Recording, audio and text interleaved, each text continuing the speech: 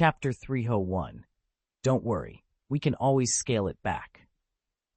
Huayé's voice crackled over the comm as he inspected the black hole engine, damaged, but still imposing in the aftermath of their dimensional reduction strike. And when Death God Carl later mentioned the mysterious space engine, everyone knew they were dealing with top-tier technology. Across the command bridge, General Pan Zhen's confidence soared. With the dimensional reduction strike in our arsenal, the Styx Nebula fleet stands no chance. This battle, no, this war, is ours.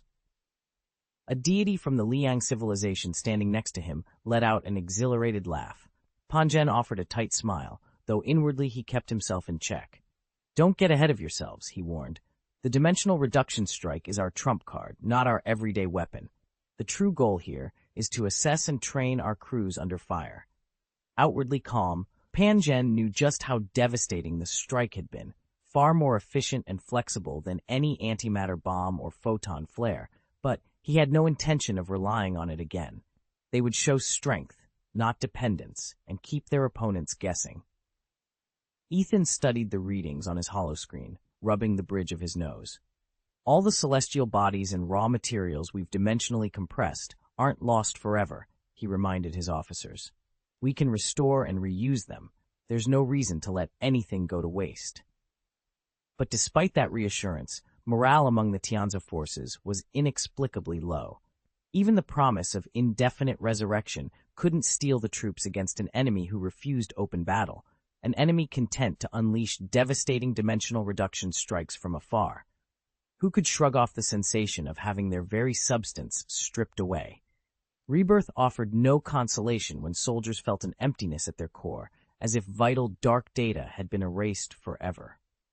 Ethan tapped a few commands and overlaid a model of the dark plane onto their three-dimensional projection. Look at this, he said. No matter how incredible the dark plane's magic is, none of its information can survive translation into our reality. All you'd see are meaningless sigils and half-formed images. To truly grasp what's hidden, you'd have to go there yourself, enter the book, so to speak. Otherwise, it's just noise. A flicker of movement caught Ethan's eye. The lightning god, Liang, stepped forward, worry etched in his features. General, he began, voice tight, do you think Death Carl will use void tech against us? Ethan glanced up. Liang wasn't afraid of death. Resurrection followed every fall. But the idea of permanent dimensional erasure chilled even immortal divinities. He met the god's gaze steadily. At this point, I'd count on it, he said. Prepare your squads for interference fields and keep your lightning coils charged. Liang nodded, fingers crackling with suppressed energy. Around them, the Tianzi commanders exchanged tense glances.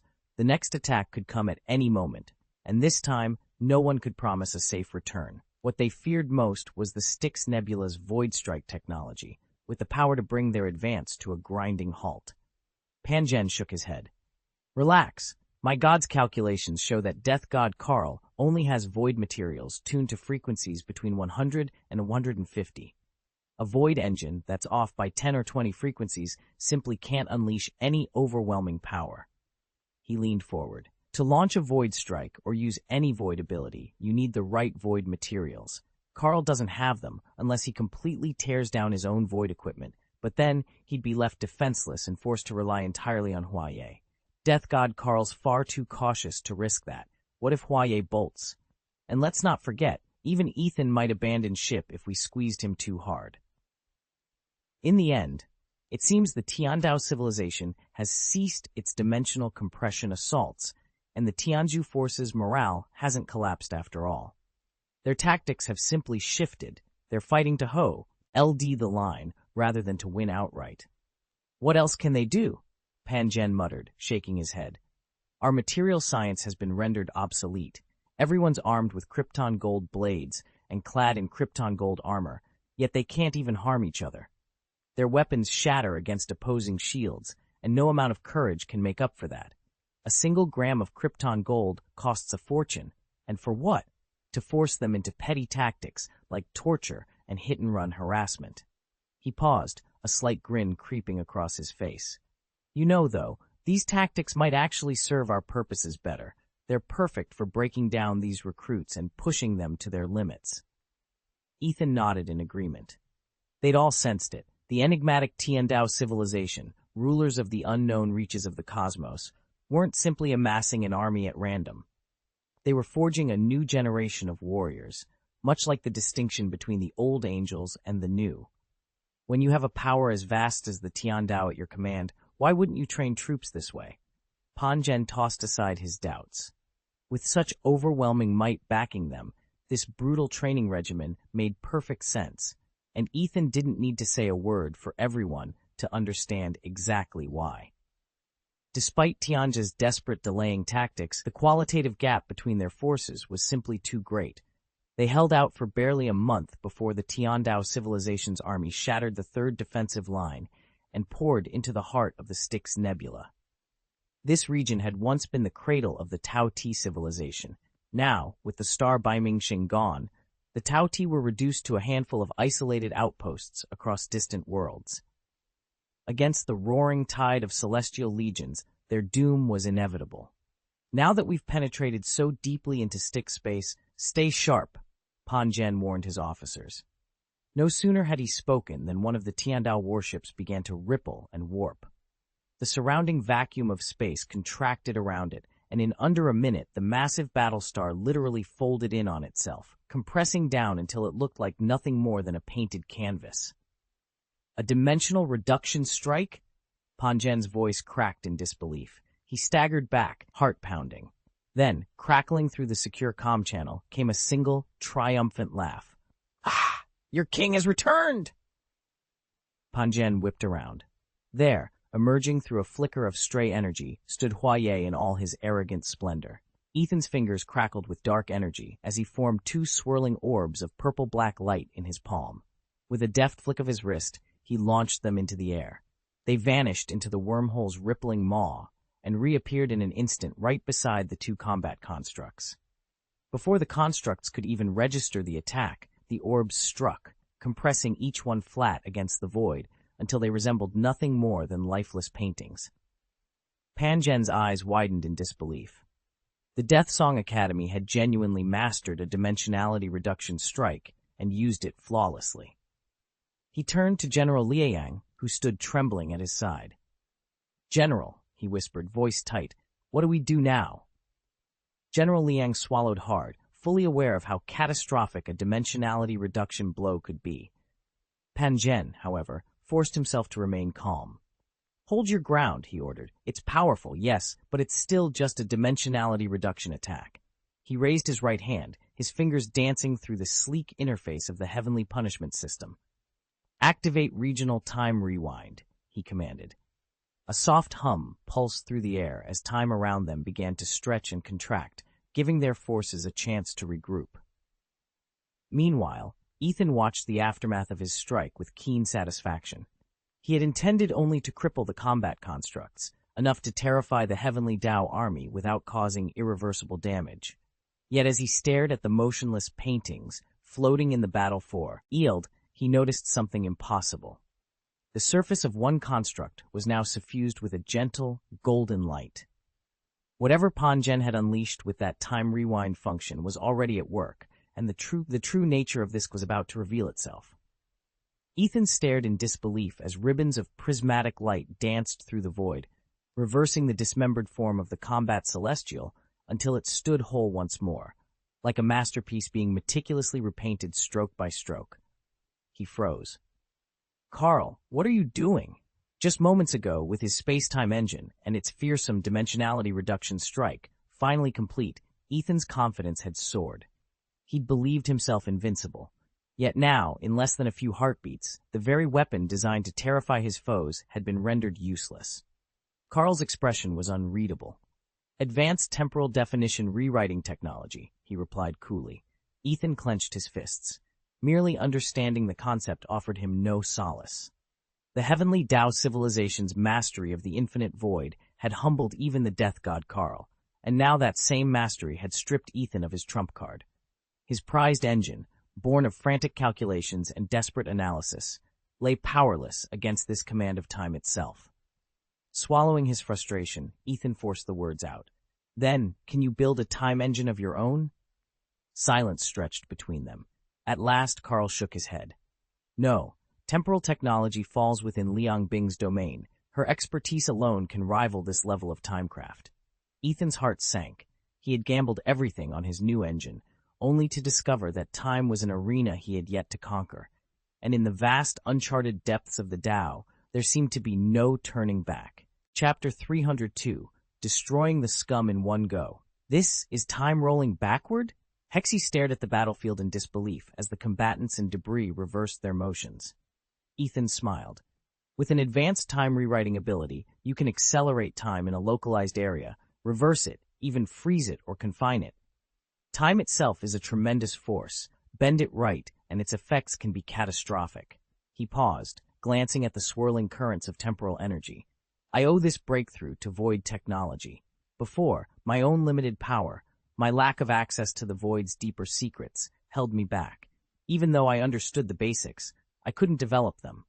But now, within the Empire dimension, I've mapped out every pathway, every possibility. The universe forged inside the Super Seminary is the purest, most invincible expression of void energy.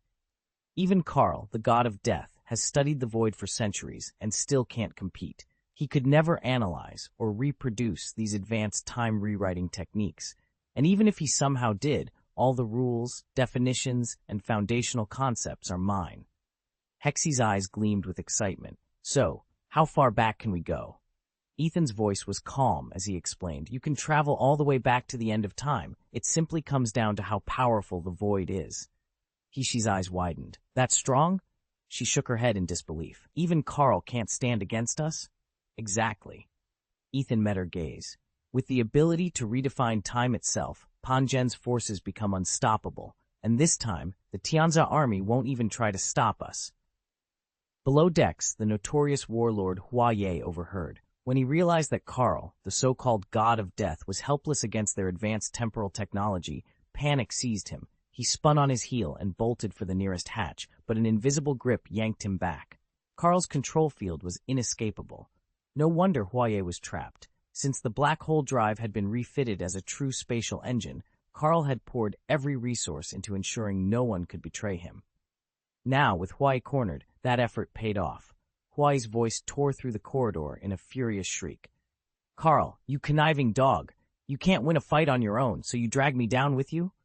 He swung at empty air. Let me go! I'll resurrect you! Just free me! Alarms began to wail as the death ship's core overloaded. Emergency lights flickered, casting long, trembling shadows.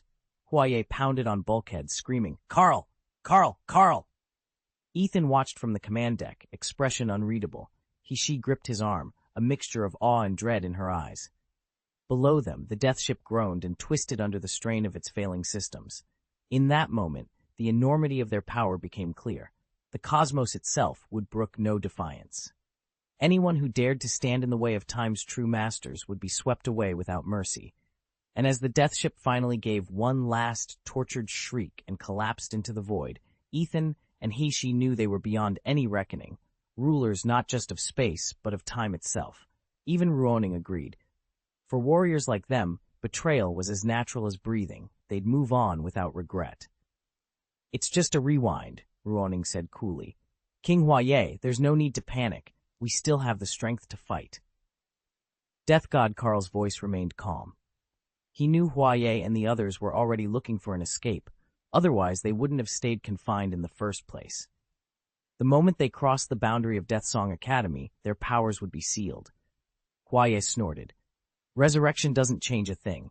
Every misstep drains us more, and one defeat means permanent death. No second chances. Frustration flared behind Huaye's eyes. He was certain that Karl, the god of death, would die in the end, but he wasn't above dragging everyone else down with him first. Such ruthless cruelty shocked even him. If only he could surrender to Tiandao, but there was no way to contact them. Huainem, you all too well that to Karl, the Sky Scum Legion's orders were absolute, and his own life utterly expendable. Now that Tianja's morale has collapsed, Death God Karl tore apart a piece of void equipment and fashioned several void engines to rearm the troops. Even with a handful of newly minted void warriors at their side, Tianja's spirits barely improved. Karl sighed. He had already plunged into the unknown universe at the edge of space in search of void matter. But venturing into uncharted regions is like hunting for a new continent without a map. There was no telling where he might stumble upon anything. It was a domain even the great clock couldn't fully predict. Yet without fresh void matter, their situation was hopeless. Carl refused to believe that Ethan had eradicated every last particle of it in the unknown universe. That was simply impossible. There had to be more void matter hidden beyond the known universe than within it. Although scouring such vast reaches felt like finding a needle in a cosmic haystack, the great clock's calculations showed it was their best, and perhaps only path to victory. Ethan watched impassively as the god of death, Carl, unveiled his true strategy. Carl intended to abandon both the Death Song Academy and the Styx Nebula, using Huaye and the others as a mere diversion to buy himself time and draw attention away from his real plans. Behind every distraction and every rumor, he was quietly laying the foundations for a new god-level civilization, one straddling the border between the unknown universe's edge space and the familiar expanse of the known cosmos. Carl thought himself clever, yet he hadn't counted on seeing the whole picture through Ethan's godly insight. A wry smile touched Ethan's lips. "Well played," he murmured. "You really are the leading character of your own drama." Carl's ploy of vanishing into fringe space was brilliant, precisely because those regions remained largely unexplored. Even if an alien civilization did exist out there, it would have evolved under utterly different conditions. Without the influence of the Kamigawa culture, whose gods and super warrior technologies so heavily shaped the known universe, any society in the unknown realm would follow a path no one could predict. There might even be dark planes beyond, where wormhole technology was still a fantasy. The mystery of the unknown universe's true breadth only made Carl's gambit more audacious and more dangerous. Ethan stared out into the void, contemplating its impossible scale. This realm might be vast beyond all human reckoning, or perhaps, in some cosmic irony, even smaller than our known universe. Somewhere out there, Death, Carl, and his angel civilization allies were still harvesting void matter, though with the Pangu and Shenhe civilizations already having laid waste to most reserves, only scraps remained to plunder. They had precious little time to extract anything of value, but they could still choose to go down fighting. Ethan, however, felt no desire to prolong the game. He raised his hand and spoke a single command. "Pan Gen, unleash the wide-area void gene strike. Cleanse the sky scum in one blow." Pan Gen's eyes widened. The wide-area void gene strike was an upgraded, vastly more powerful version of the angel gene strike once wielded by the Tao Te King Shi Hao. It didn't just rewrite genetics, it redefined space itself. Its blast radius was measured in light years, and it propagated through the dark plane, a shadowy dimension that served as its unseen conduit. To see the heavenly punishment strike truly unlocked was to witness the very rules of reality bending to one's will. And now, at Ethan's command, that power was about to be unleashed. Ethan stared at the holo display, every inch of it buzzing with raw, destructive power. "This assault alone can obliterate an entire civilization," he murmured. He'd traded in Liayang's once proud supergiant solar flare bombardment, an indiscriminate scourge that left entire star systems as lifeless cinders, for something far more precise. The new WID, E-area gene strike, could neutralize an enemy planet without wrecking its environment or draining its resources. In Ethan's mind, it was the pinnacle of strategic warfare. "Launch the wide-area gene strike," he ordered, voice calm and steady. "Target: Tianza." With a few deliberate keystrokes, he activated the first tier of his Heaven's Punishment Strike protocol. Only the initial variant, the wide-area genome assault, was unlocked. But Ethan's heart raced at the thought of the other levels he'd yet to master. Spatial compression blows that could collapse starships like paper underfoot, and time reversal ruptures capable of unmaking events before they ever occurred. Locking on target: Tianza. The ship's AI responded in its clipped electronic tone. Ethan watched as the reticle locked on to Tianza's coordinates. In the seconds that followed, trillions of calculations flared across the display: molecular diffusion patterns, atmospheric circulation grids, nanocarrier dispersal algorithms.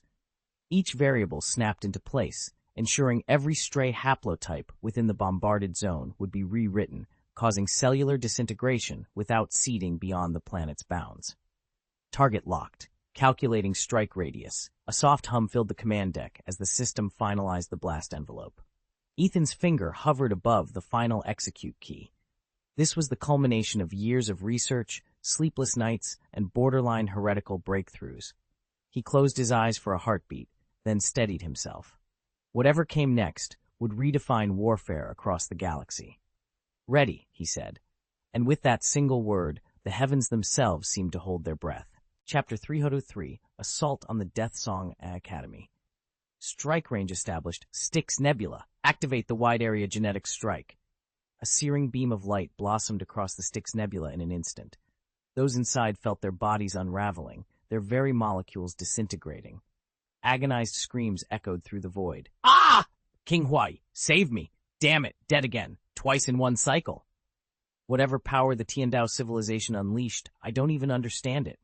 Well, this is goodbye. Some cried out in terror, others sighed in relief. After all, resurrection was routine for these scoundrels. This was just another double death to shrug off. Yet in a matter of heartbeats, every last wretch scattered throughout the Styx Nebula had been struck down. To any ancient god-level civilization, the feat would have seemed impossible. How could an attack travel so many light-years and obliterate countless targets all at once? But in the arcane framework of the Super Seminary universe, such wonders were entirely feasible. Behind it lay a secret known as the Shadow Plane, an eldritch dimension that bent space and time to the will of those who mastered it. Ethan contemplated the Dark Plane, a realm governed by the inscrutable laws of dark transformation quantum. In this domain, time and space fold in on themselves. Gene engine legacies can leap across eras, and command over the plane's vast armory can shift from one bearer to another in an instant. It's a framework that mirrors quantum theory so closely. The dark plane might as well be an observed quantum dimension. Yet the most spectacular, and frankly outrageous, display of its power lies in Angel Yan's ability to summon her silver blade at will. Imagine drawing a weapon that exists in another reality and having it appear in your hand, anywhere in the universe, in the blink of an eye. That is the Dark Plane's signature flourish. Holy Kesha's armory holds the secret coordinates of this plane, pinning the entire arsenal to a fixed location within its shifting expanse. No one outside knows where the exit to our reality lies, and that uncertainty keeps its treasures and its dangers out of reckless hands. The gateway tied to Fraser's altar is merely one such entrance. Had there been a similar portal in the City of Angels, she would never have found herself trapped in her current plight. Still, even with fixed coordinates buried deep in the Dark Plane, Angel Yan can summon silver blades, armor, and other implements of war from any point in the galaxy, Earth, the City of Angels, wherever, without ever touching those coordinates herself. That boundless reach, more than anything else, is the true marvel and the greatest peril of the Dark Plane. It didn't obey any spatial distance rules, nor was it some piece of paper stuck beneath the material plane, as many had speculated. Instead, it overturned every principle of classical physics and quantum mechanics. With this dark transformation quantum effect, even a super-light strike wasn't necessary. It could, in an instant, wipe out every last scum in the Styx Nebula simultaneously. The god of death, Carl, stared in disbelief. Huaye's voice trembled. Ruoning, too, looked as if she'd been struck dumb. What just happened, Carl? Huaye finally managed, her words unsteady. Anyone would react that way if an entire fleet disappeared in the blink of an eye. Carl's face was ashen. It's Tianza's genetic strike function. He shook his head as if to clear the thought. But why? Why now? He didn't want the answer. Millions, perhaps tens of millions of their soldiers had simply ceased to exist. One moment they'd been hovering in formation, the next they'd been disintegrated by void energy unleashed from their own dark plane. Only those with some form of anti-void protection stood a chance. Huaye would have been lost too, had she not inherited a fragment of Ruoning's angelic genes. Without Ruoning's nascent anti-void rewriting ability, Sumali never stood a chance. She was annihilated in that same instant. This, even if you want to resurrect them, it's going to take a long time, right? Ethan muttered to himself. With unlimited resources, raising the dead wasn't the problem. It was the time required. Commander Tiandao just wiped out tens of millions of their Tianza gene carriers in an instant, and rebuilding those ranks wouldn't be nearly as swift as before.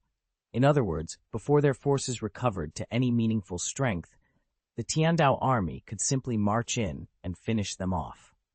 And since there was no way to stave off that assault, even resurrected warriors would be slaughtered the moment they appeared.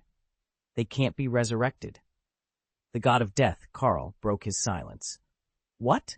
Ethan snapped, incredulous. Losing resources made no sense. His reserves were bottomless. Why else would Karl stop the ritual? There are no Tianza gene carriers left in this territory, Karl explained evenly.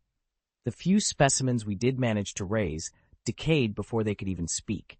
Their resurrection power is continuous, but it's tied to this specific region, and all the carriers here have been extinguished. Ethan's words hung in the air. If he truly weren't an illusion, and didn't possess the emotions of a living being, he couldn't have spoken so precisely. That could mean only one thing. The Tiandao civilization had outright banned the Tianjia Protocol. Ethan, the newly risen death god, almost blurted out, "Teacher, I want to report you for cheating," but stifled it at the last moment. Huaye and Ruoning stared at him in shock. The Tiandao civilization has methods to do this? Huaye gasped. They won't even allow resurrection? What are we supposed to do now? Ruoning clenched her fists. Our one guaranteed edge was infinite resurrections of that despicable opponent. It's how we kept him in check, and now it's been taken away. Ethan's expression remained calm. Then we'll create a brand new super gene, reorganize his genome entirely so he becomes a different, enhanced strain, and bring him back that way. Ruoning's eyes narrowed. You've got to be kidding. And if the Tiandao civilization simply counters our next genetic design, Ethan shrugged, then we design another one. Huaye's face drained of color. You're out of your mind, Ethan. We can't play this endless game. Let's just get out of here while we still can. Ethan shook his head, his voice flat. There is no escape. This entire sector is sealed. Space itself is being reconfigured and repositioned 100 million times every femtosecond. A heavy silence fell.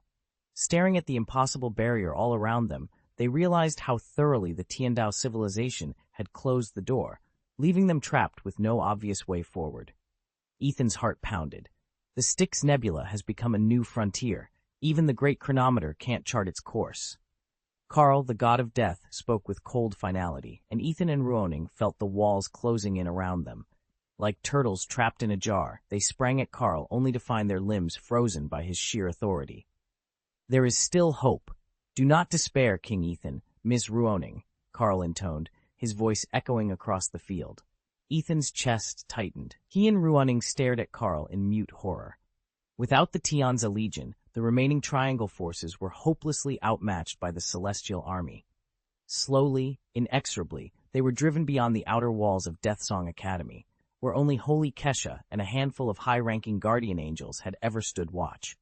Now the heavens themselves seemed to swarm with angelic warriors, blotting out the sky. Karl, meanwhile, remained unseen, an omnipotent presence orchestrating their defeat. Ethan and Ruoning froze in their tracks, as if turned to stone. In the war room's dim glow, Pan Zhen studied the battle feeds.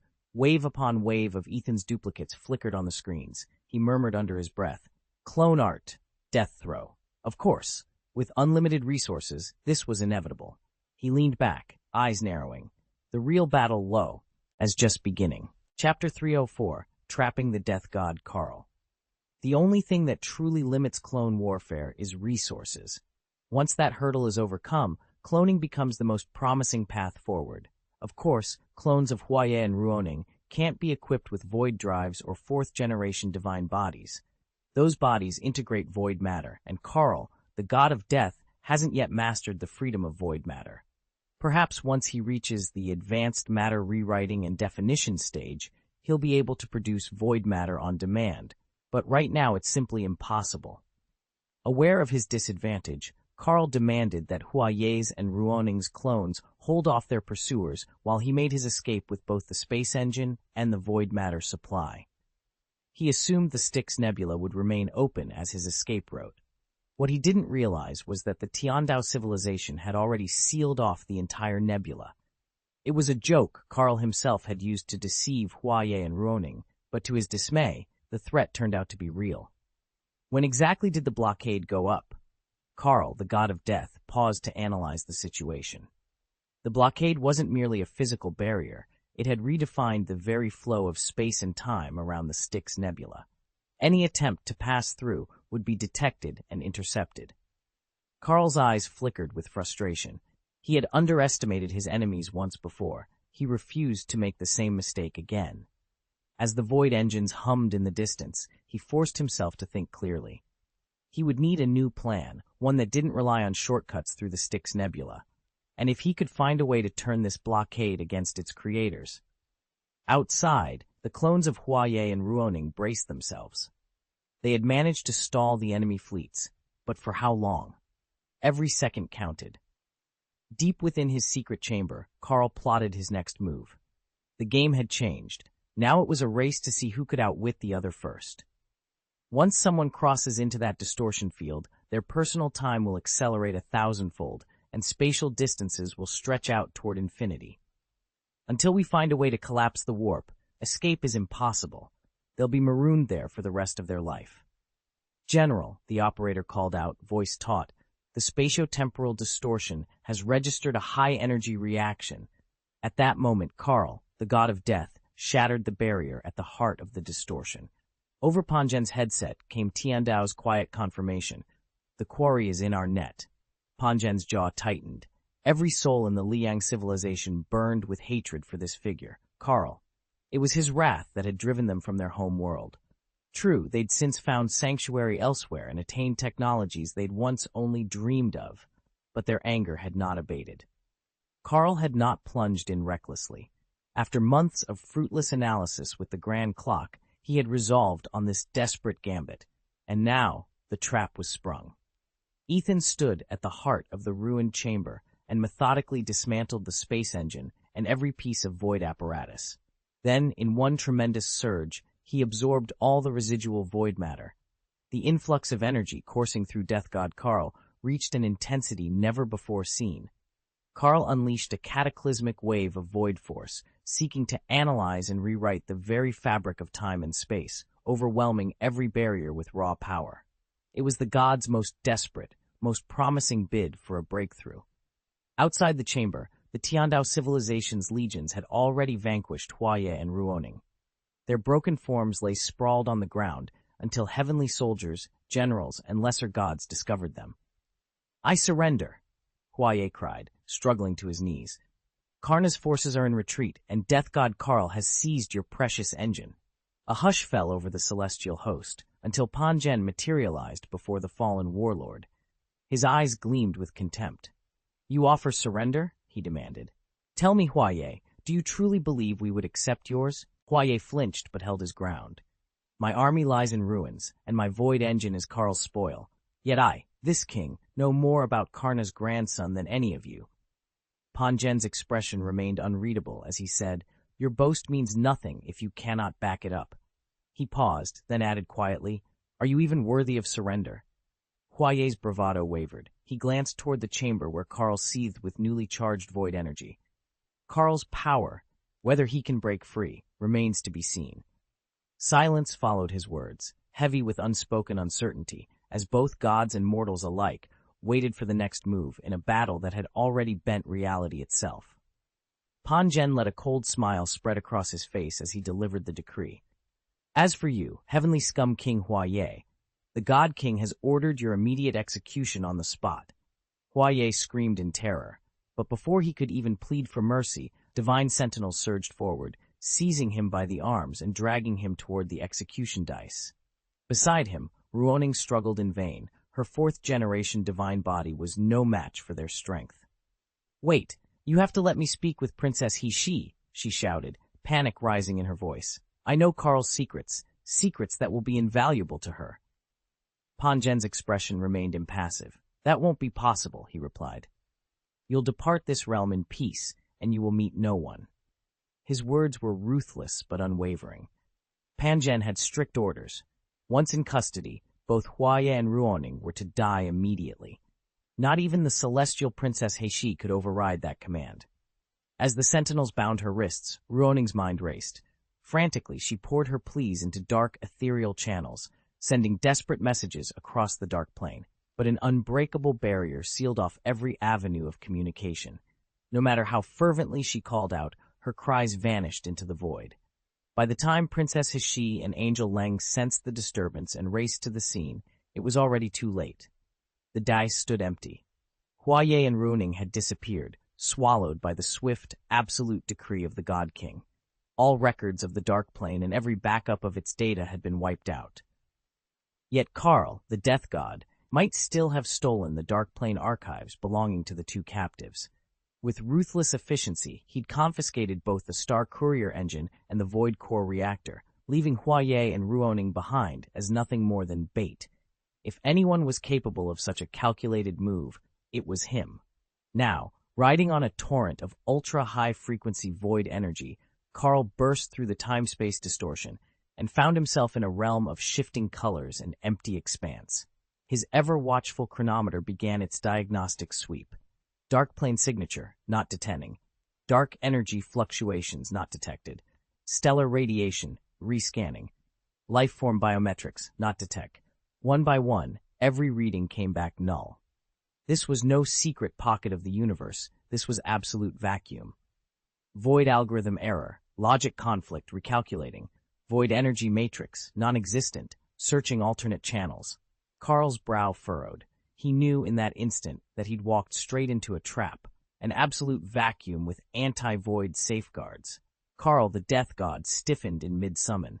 He had never imagined falling into such a trap. This void null field rendered him utterly powerless.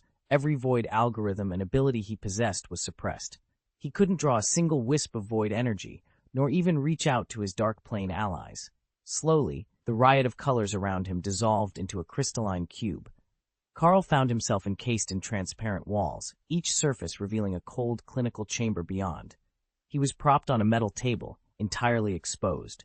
Before him stood two towering figures, one clad in sweeping cerulean robes marked with celestial sigils, Tianji Sovereign Hishi, and beside him, bathed in a soft, tea-golden light, the legendary God King Ethan. "Welcome, Bachelor Karl of Deathsong Academy," Ethan said, his voice smooth as polished marble. He offered a cool, deliberate bow. "We've been most eager to make your acquaintance." Hishi inclined his head in echoing assent, eyes unreadable. "His Majesty extends an especially warm welcome," he added. Karl's heart pounded as the truth struck him. This was no friendly summit. He was bait, and wholly trapped. With every ounce of void energy sealed away, he was utterly at the mercy of the God King and the Sovereign of Tianji. In that moment of helplessness, Karl vowed he would find a way to turn the tables, no matter the cost. It must have been at the moment he pierced the space-time distortion that his adversary unleashed a higher-order void technique, warping his spatial coordinates and depositing him inside an anti-void barrier of absolute vacuum.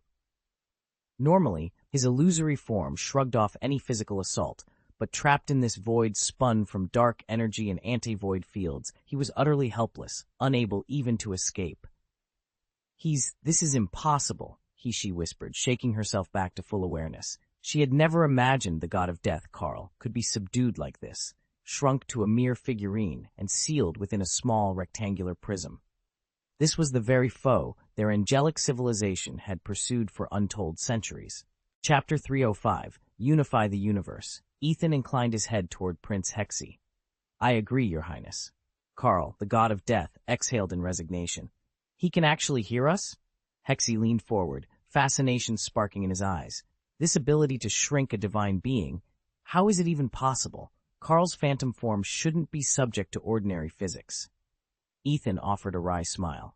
"There's no true shrinking involved. It's purely a matter of spatial perspective. Think of someone standing far away.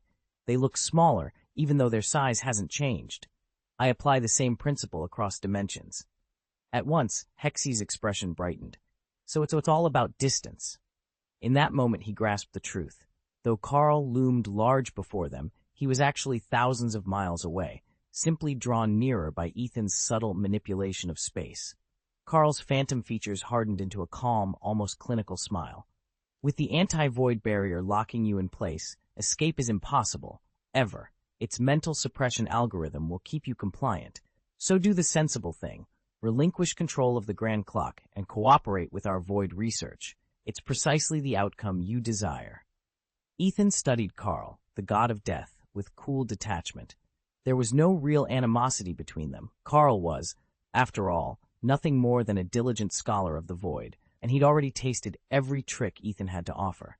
Still, a god who'd licked boots to get this far deserved neither cruelty nor mercy. He'd be confined where he belonged, sealed within Ethan's anti-void barrier. Carl's pale face betrayed his shock. So, you mean I'll remain trapped here indefinitely? That's exactly right, Ethan replied calmly. The god's eyes flared with indignation. I refuse that fate. I'd sooner disintegrate myself than endure your captivity. Is that so? Ethan arched an eyebrow. Without warning, Carl's form began to unravel, his divine essence unspooling like fragile silk. To explore and master the void was his life's passion, but existence without freedom? He would not tolerate that. Ethan gave a faint, almost apologetic shrug. If you insist. With a single snap of his fingers, he reached into Carl's mind and rewrote his will. The god's self-destruction halted mid-gesture.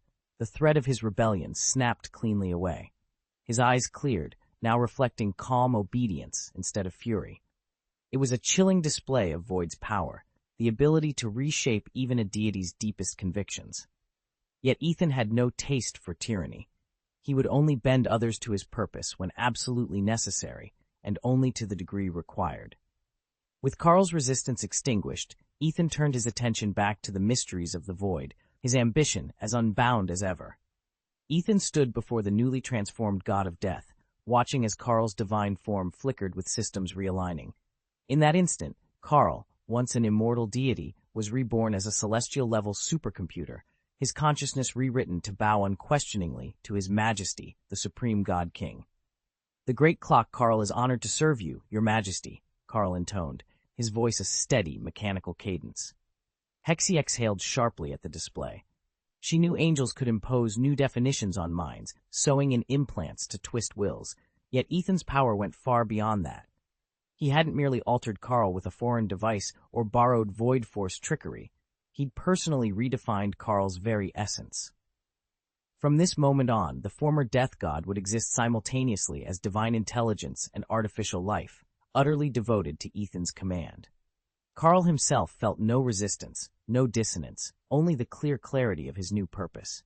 Were a more advanced void power to attempt such a rewrite, Carl might struggle, but Ethan's sovereign will was absolute. In the entire Super Seminary cosmos, only the legendary Ultimate Fear could even approach such power, and even it could not hope to overthrow Ethan. With Carl's allegiance secured, the Tiandao civilization stood triumphant. The nefarious Death Song Academy had fallen, Tianza lay in ruins, and the once mighty triangular civilization was no more. Under God King Ethan's unchallenged rule, order reigned supreme. Ethan stood before the shimmering holostream, his voice calm but unyielding.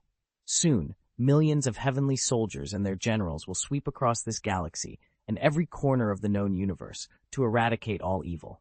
Of course, evil means whatever we decide it means.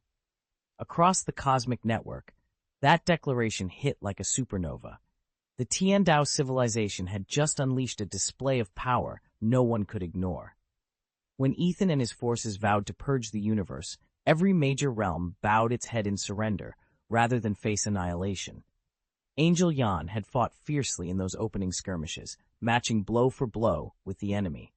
But the moment the Tiandao revealed their full strength, Death God Carl, once feared as the terror of 1,000 worlds, crumbled in an instant. In that instant, Yan understood something profound.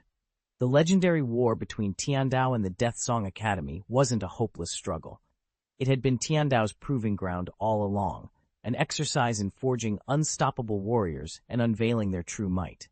A soft voice at her side pulled her from her thoughts. Yanjie, said her aide, Tiandao is now the undisputed overlord of the universe, and our God King has been enthroned as emperor. Yan allowed herself a small, satisfied smile. The hard battles were over. A new era had dawned.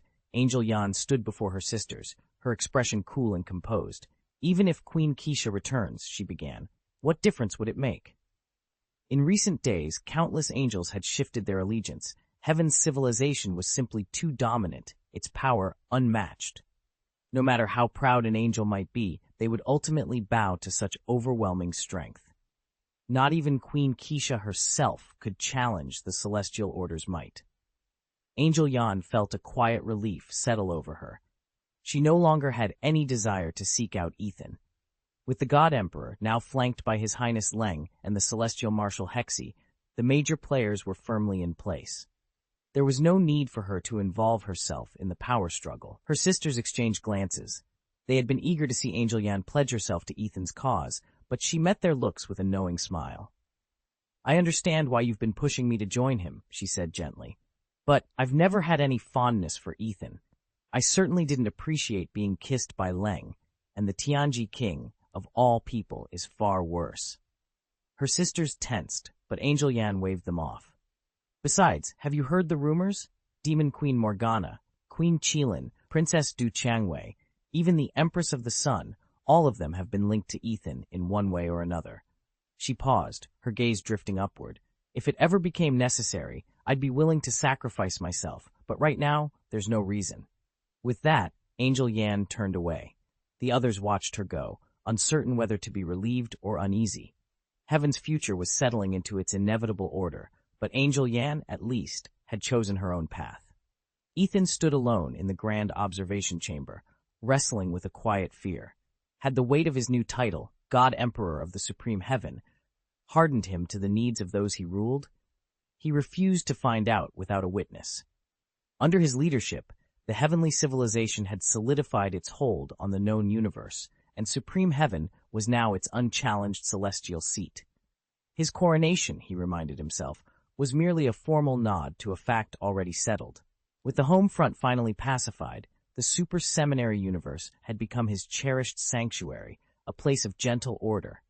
The imperial dimension remained just another realm to oversee, one to visit when duty called, always mindful of the wider marvels beyond its boundaries. At that moment, Liang Bing slipped in through the side portal, her brow alight with excitement.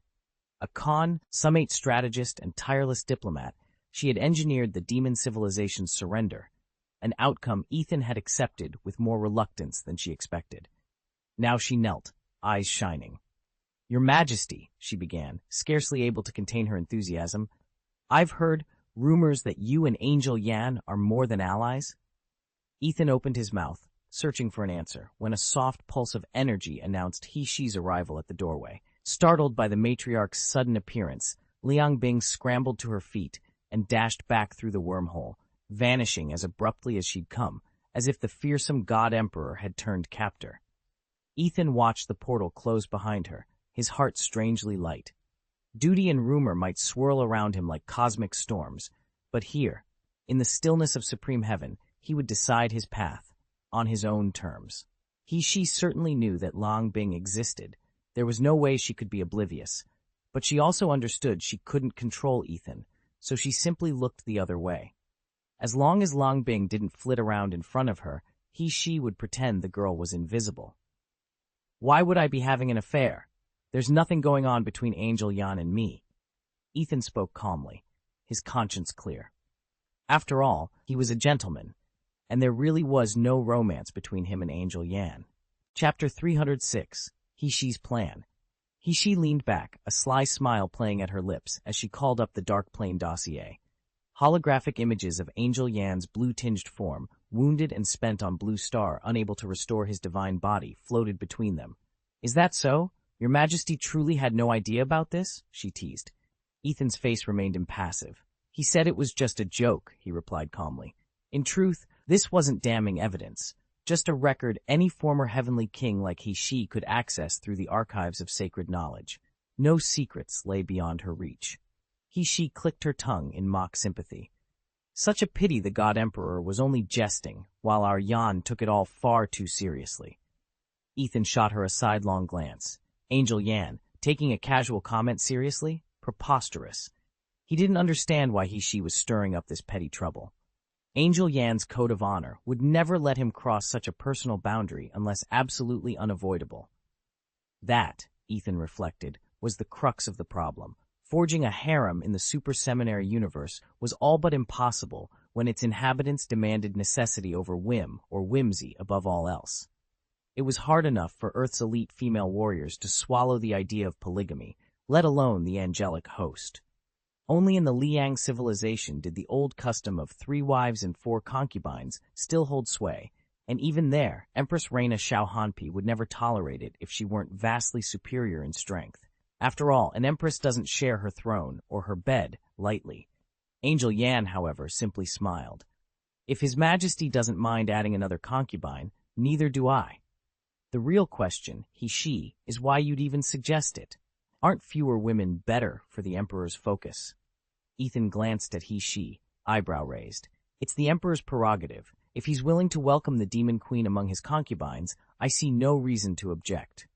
She shook her head, her expression unreadable. Then the matter is decided. His Majesty consents to a divine concubine. With that, she turned and drifted away, a quiet triumph in her stride. Left alone, Ethan began tidying the conference chamber. As he reset the holographic displays and filed today's data into the supercomputer, his ever-faithful superbrain, a realization hit him. She's plan wasn't simply to expand the harem. She was maneuvering King Tianrun himself into position to seize the Demon Queen. That possibility made Ethan's lips twitch into a knowing smile. He hadn't seen that coming, but now that he had, nothing would be left to chance. Ethan had assumed that by remaining silent and motionless, he'd ensure King Tianrun could stay by his sister's side in peace. But now, with He in the picture, that hope was dashed. She'd even dug into the Dark Plane archives to locate him. Clearly, she'd plotted all of this in advance. Then her summons came through a private channel. Yan, I need to speak with you. Angel Yan paused in the middle of organizing rare blossoms for the Supreme Heaven's new celestial garden. Juchongtian's vast, enchanted space could accommodate every member of the Tiandao civilization, sparing them the need to settle beyond its borders. Still, He's call unsettled her. Answering respectfully, she said, Your Highness, Tianfei. Setting down her pruning tools, she made her way to He's palace. Upon her arrival, He gestured toward a lacquered rosewood settee. Please, sit, she invited, her tone polite but unreadable. Angel Yan settled herself, folding her hands in her lap. What is it you wish to discuss, Your Highness? He poured 2 cups of steaming tea with deliberate slowness, then met Yan's gaze. Tell me, Yan, she said softly, placing a porcelain cup before her guest. How do you envision our future? Angel Yan's confusion only deepened. Our future? She echoed. Is that really something a warrior like you should be worrying about?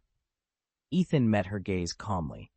Now that the known universe has been unified, the heavenly order has achieved what the angels could not.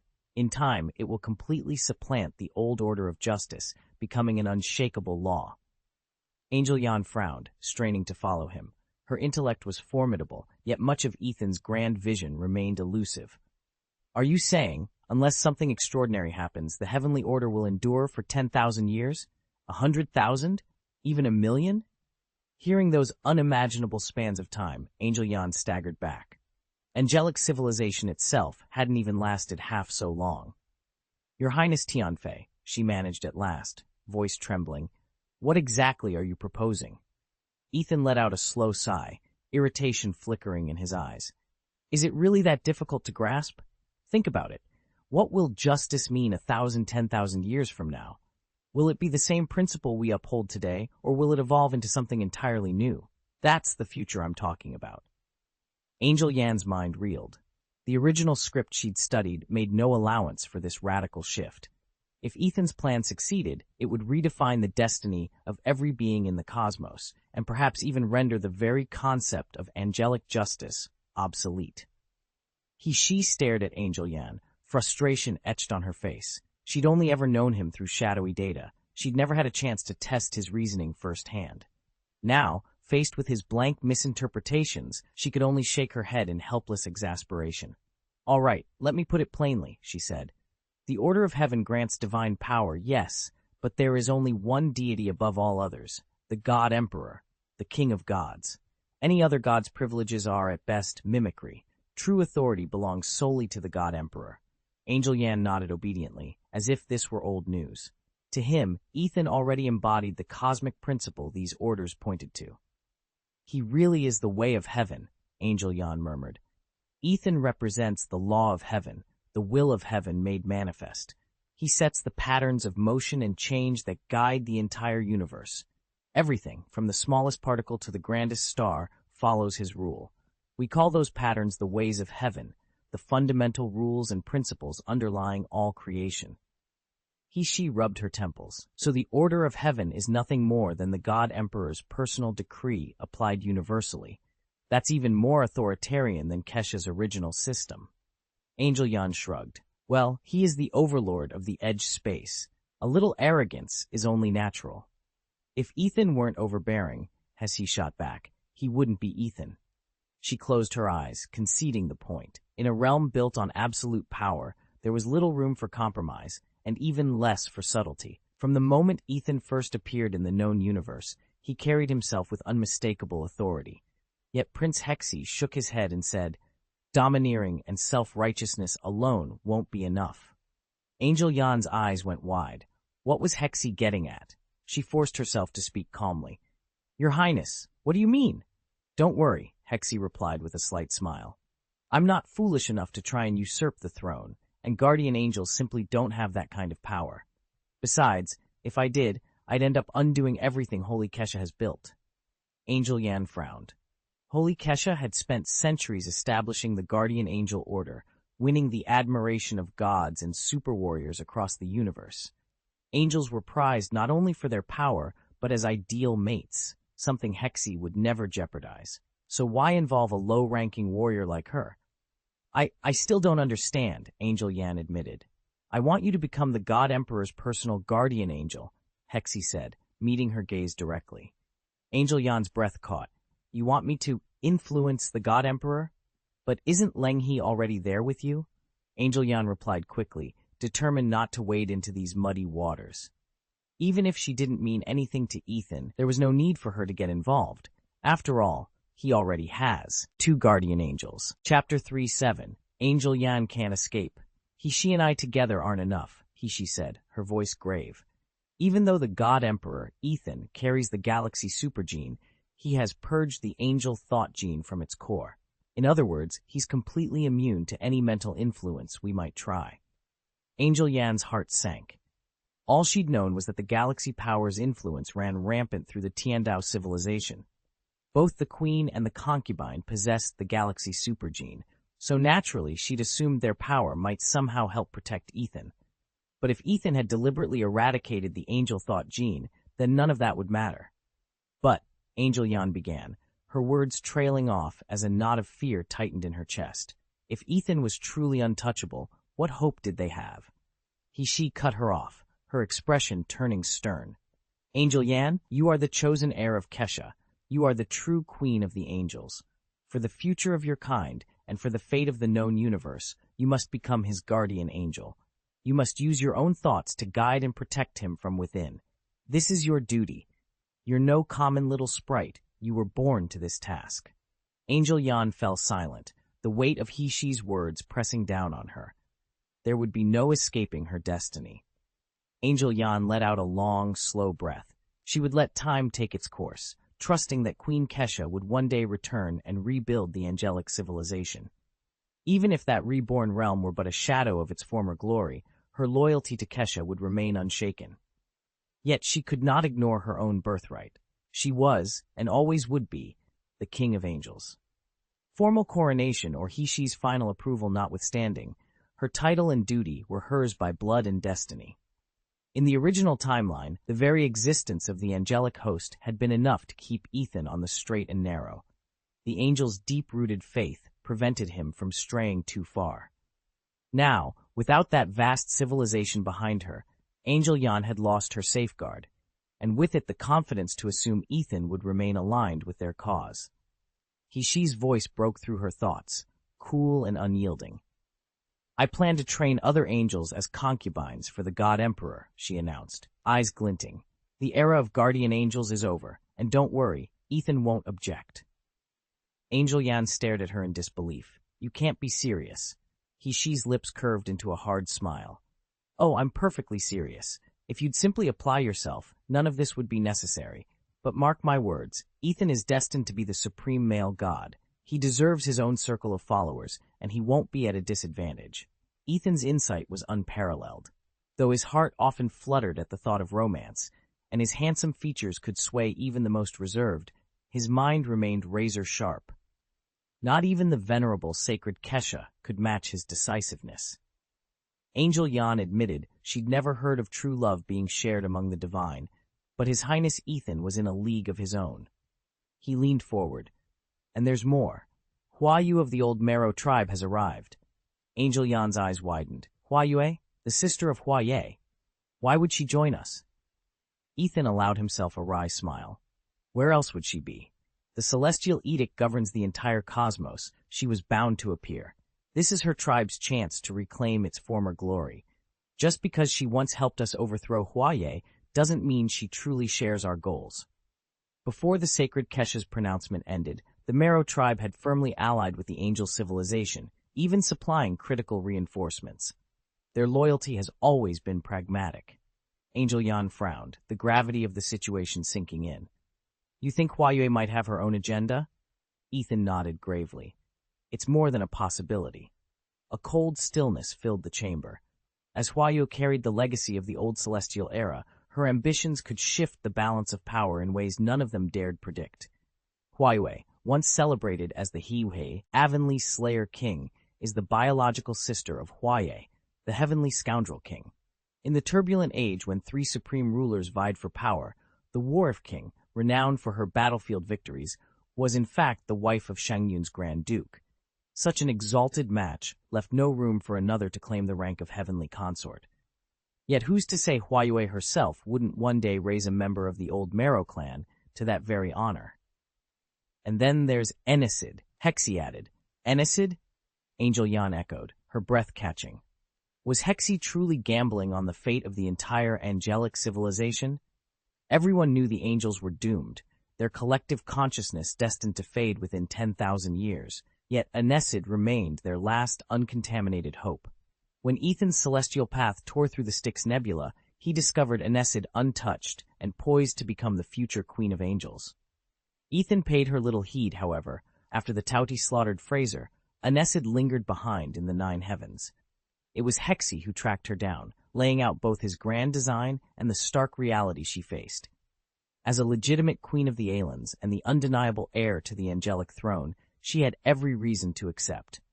After weighing the risks and rewards, Enicid agreed without hesitation, and at last ascended as a true, unblemished angel. Angel Yan hesitated. I still don't know if Ethan will accept her as heavenly concubine. Everyone knows he isn't a greedy cad like Hua Ye. In all of Liang's society, he has so few consorts, they'd barely fill the customary 3 wives and 4 concubines. He hasn't done this out of naivete. She's simply making sure he never lacks someone at his side. Honestly, she wouldn't mind if 10 angels held that title. She's confident her own wit and charm will always outshine any rivals, so why not bolster the ranks? Angel Yan fell silent. If even the future Queen of Angels was maneuvering like this, what excuse did they have to refuse? It was their duty. I never thought we'd end up back where we started, she admitted. Your Highness she, do you really believe this plan can influence Ethan? She exhaled softly. Ethan doesn't strike me as a god who bows to pressure, but we do have one advantage. He only discovered the meaning of true love after arriving in the known universe. She nodded.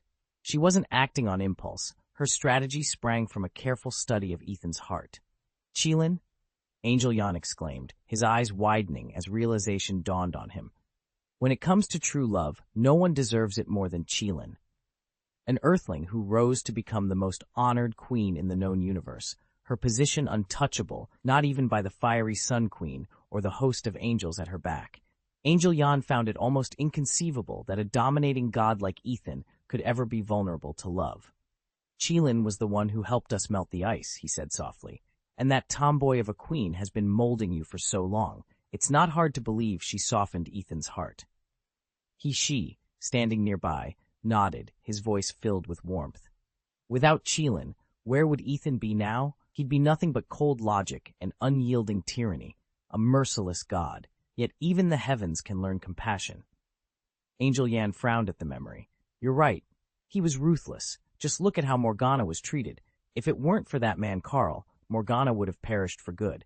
Even so, she died several times. She allowed a small, rueful smile. It's no secret. Ethan once released all the dark files he'd been hiding. A calculated move, really.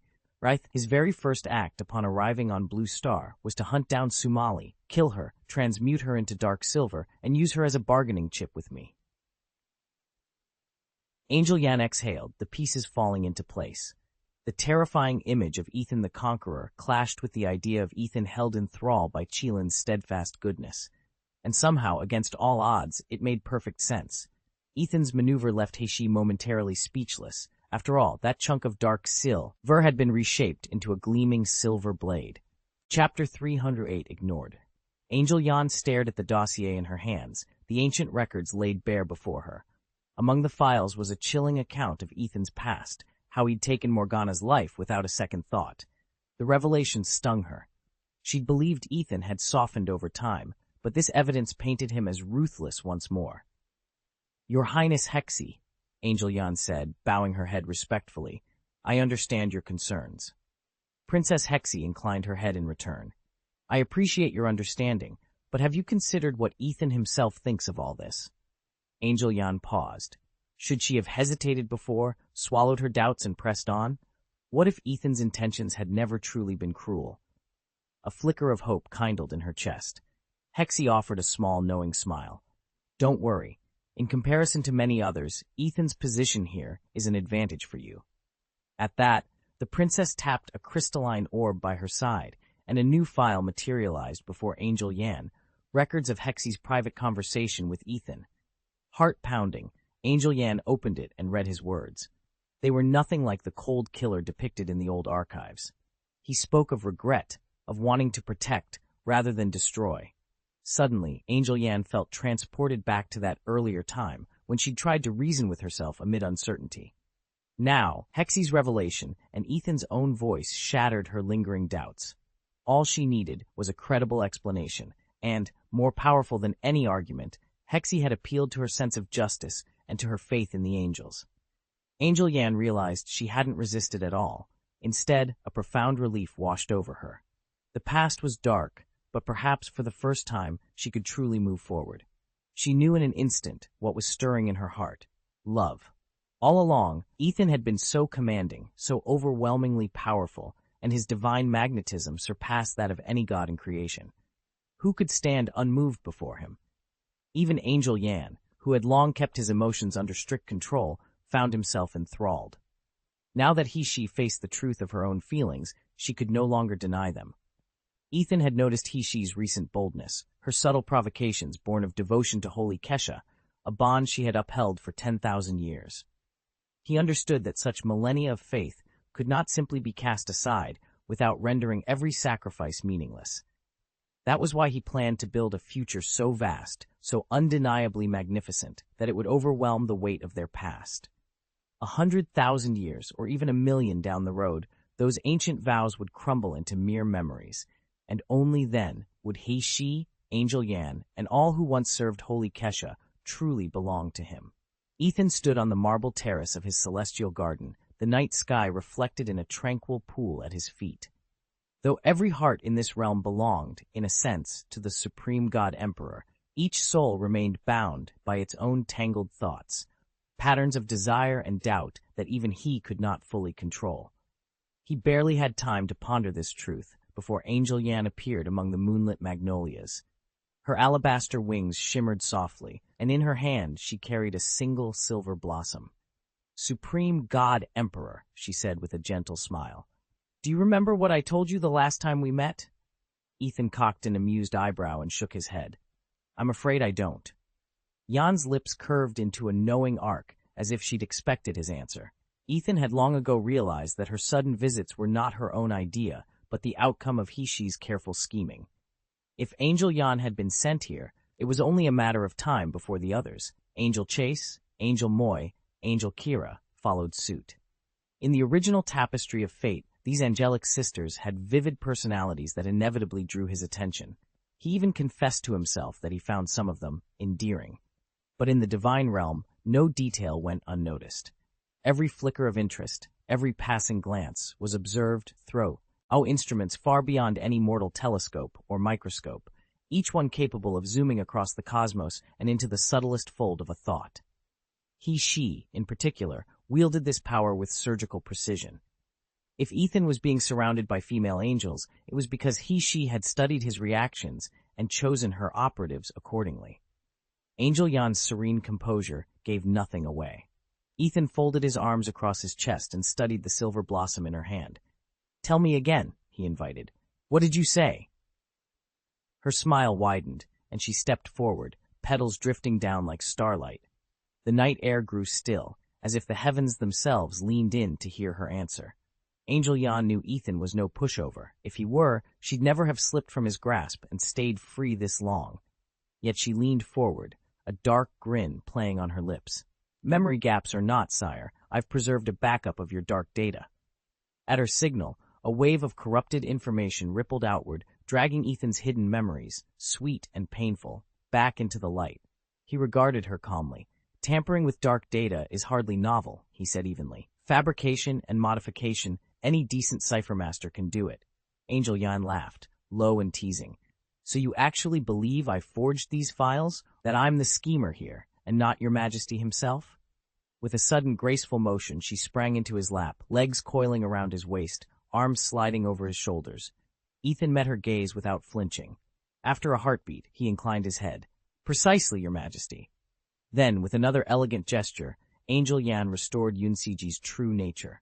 A swirl of violet light unspun the false bindings placed upon him. Stunned, Yunsiji gasped as his real memories and emotions returned. It was when she cast off her royal restraint that Angel Yan became most dangerous. Her provocations could ignite at any moment. She leaned so close that her breath brushed his cheek. "I've decided I want the title of Heavenly Concubine," she whispered. "Does that sit well with your Majesty?" Ethan arched an eyebrow. "Heavenly Concubine? Is that really all you desire?" Ethan knelt beside the Tianfei's sleek leg assembly and let his fingertips trace the plating. The metal was taut, every panel perfectly fitted, smooth to the touch, yet impossibly strong. He rose and frowned at Angel Yan, who hovered nearby with wide, innocent eyes. "Are you telling me this Tianfei came without a galaxy power void engine?" he asked, disbelief in his voice. Angel tilted her head. "I thought every Tianfei was built that way." Ethan shook his head, brushing a stray lock of hair from his forehead. "No, not even if someone like Liang Bing were promoted to imperial consort would she ever be granted a void engine. At best, she could receive the super space-time gene, an upgraded version of the old Time Rose prototype. But that's as far as her clearance goes." He paused, recalling tangled reports and half-finished experiments. "We solved the Carl, our so-called god of death, problem with conventional retrofits, but the next leap, the cosmic principle drive from the Cosmic Heaven archives, is still beyond us. And frankly, I don't need it." Angel frowned, stepping closer. "What about the Super Theological Seminary? They just approached you yesterday, begging to establish a branch of the heavenly civilization right here. They promised to share their arcane knowledge, free of charge." Ethan folded his arms, gaze returning to the Tianfei's flawless surface. "I told them no. I don't want their heavenly secrets. This frame isn't some cookie-cutter design. It's custom-built for a specific mission, and it answers to no one's standard specs but mine." Angel Yan hesitated at the threshold of Emperor Ethan's private chambers. She'd never intended to ingratiate herself with his sisters or live out her days at court in quiet submission. Her goal was advancement. But Ethan was famously proud, impervious to coquettish entreaties. The moment she knocked and entered, she realized she still had everything to prove. After all, he'd ignored her completely until now. Why should he suddenly welcome her so readily? She forced a wry smile and steadied her racing heart. What had begun as a playful dalliance among the concubines was fast becoming a grueling endeavor. Clearing her throat, she ventured, "Your Majesty, may I ask, how many times must a heavenly concubine perform the daily ritual to advance in rank?" Ethan regarded her coolly. "Once per day," he replied. "There are many concubines in the palace. Each is allotted a single session."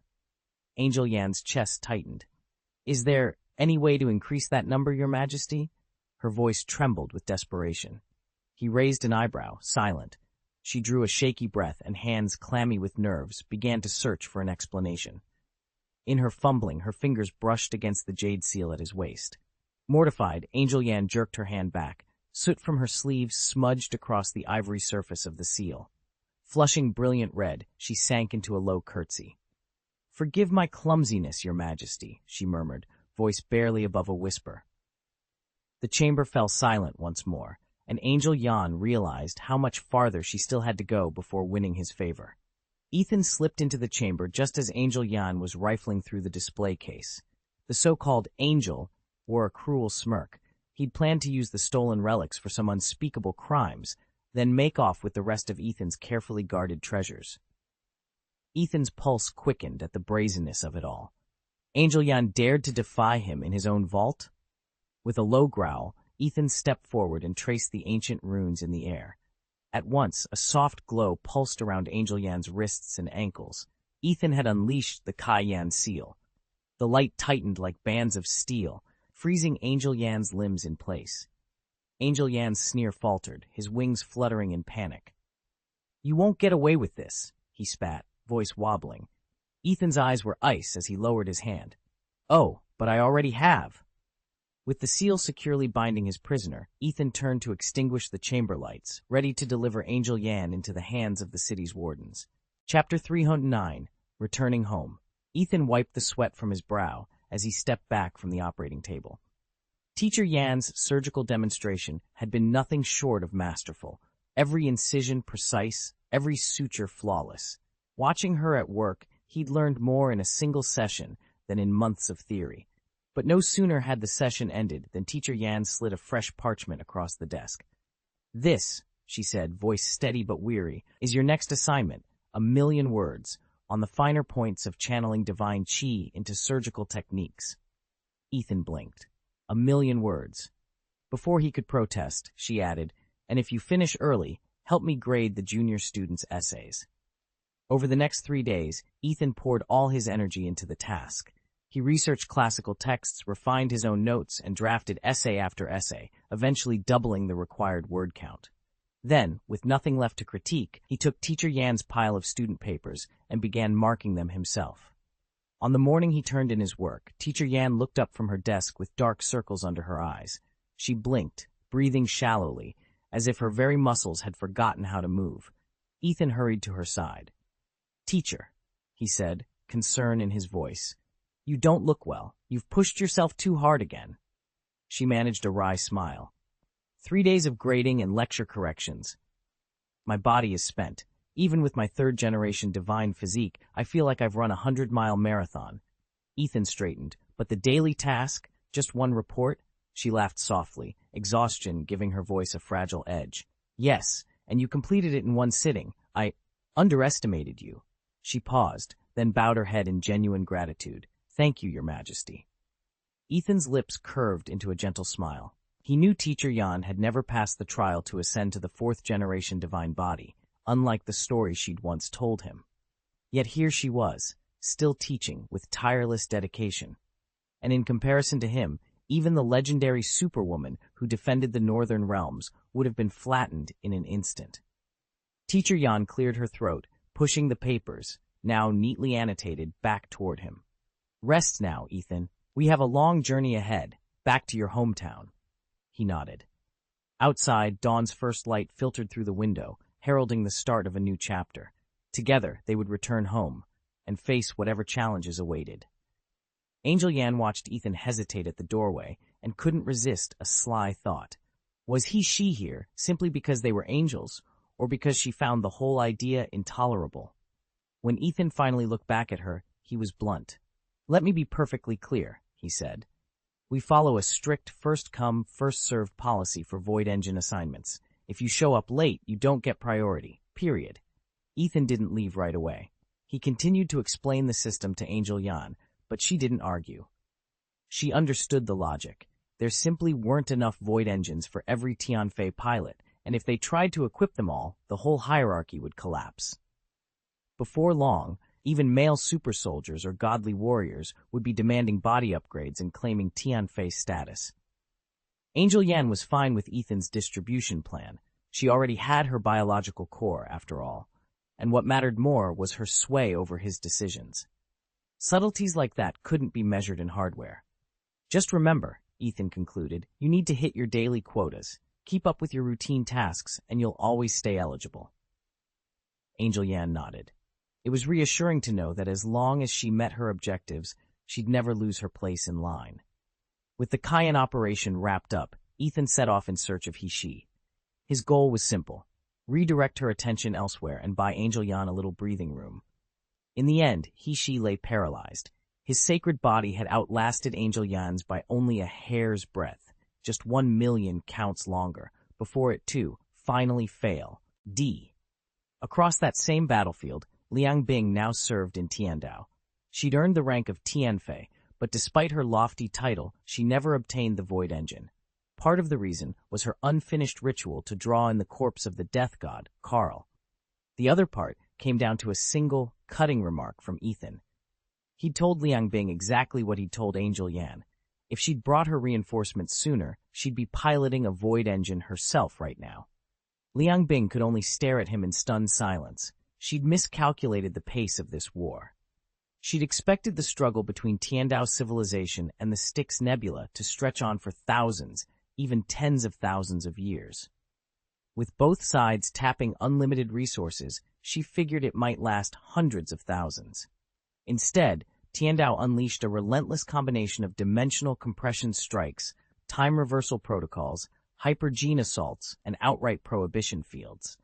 Now the Styx Nebula itself was sealed off, an absolute no-go zone for any Tianzi gene.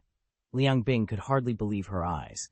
Anyone who dared enter the Tianzi would be annihilated in an instant, reduced to nothing before they even knew what struck them. Such overwhelming power was beyond her comprehension. Death God Karl's fall, she'd thought, was inevitable.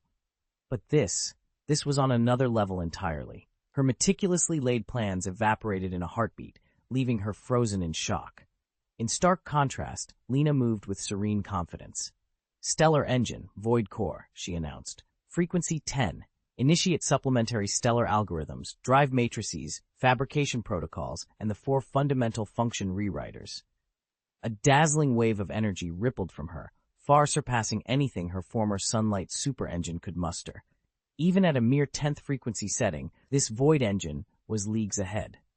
But the real significance lay in what it represented. With the Tiandao civilization unchallenged, owning a void engine had become the ultimate mark of status. To date, only a select few Tianfei and the illustrious Queen Qilin had been granted one. Qilin's own void engine, enhanced twice by Ethan, now operated at an awe-inspiring 50th frequency. As Lena felt that raw power coursing through her, she joined the ranks of legends, her new void engine humming with limitless possibility. Ethan's gift to Qilin was nothing short of phenomenal. Her personal system didn't just include the 4 basic function rewriters. It boasted advanced concept reconfiguration, rule rewriting, genetic reformulation, and even elite anti-void defenses. In a full-scale conflict, Qilin alone could overwhelm the entire Tiandao civilization. But Ethan didn't stop there. He entrusted her with the Sky Punishment Strike, an execution weapon of unparalleled power. Word spread fast. This strike eclipsed the legendary armory of the Holy Kesha and now reigns supreme as the deadliest weapon in the known universe. Ethan's devotion went deeper still. He had elevated Qilin's own Protoss essence to a level rivaling the Father God himself. But he bound that power with a seal, to be broken only if Qilin's life hung in the balance. When that moment comes, the heavens themselves will tremble, stars will realign, the Milky Way will quake, and she will wield the birth and destruction of worlds as casually as drawing breath. Armed with such might, no cosmic arbiter, no matter how cunning or cruel, and no god, however supreme, could stand against her. If they dare to threaten her, Qilin's response will be swift and final. Ethan hovered in midair, weighing his options. Should he revisit the Dragon Ball universe, where he'd already turned the status quo upside down, even convincing Broly to swear fealty, or return to the Marvel universe? In the end, neither option felt fresh. He'd come to respect the sheer power lurking in the Dragon Ball world, no simple feat given how he'd shattered its balance. And besides, unlocking more adventures there would mean waiting for Beerus to stir or Majin Buu's seal to break. What he craved now was a completely new frontier. With a wry smile, Ethan tapped into his time travel ability once more. This time, there was no struggle. His recent surge in strength made traversing dimensions effortless. A swirl of light, and he was gone. Moments later, Ethan found himself drifting high above an island shaded by towering palm trees. He centered himself in midair, the salty breeze tugging at his hair. Below, a small harbor and a cluster of wooden buildings suggested a bustling port town, one out of a pirate's map. Could this be One Piece? He mused. He glided down and landed on the warm, sandy shore. No deserted Caribbean spit, here, colorful flags snapped in the wind, and the distant clang of a blacksmith's hammer echoed through the air. Ethan scanned the scene, and his eyes locked onto a figure striding confidently toward him. A statuesque woman in leather armor, sword at her hip. Her features, high cheekbones, determined eyes, and easy grace, bore an uncanny resemblance to Gal Gadot, only taller. "Who are you?" she demanded, hand resting on her sword's hilt. Ethan straightened, curious smile playing on his lips. Whatever world this was, he sensed the adventure was just beginning.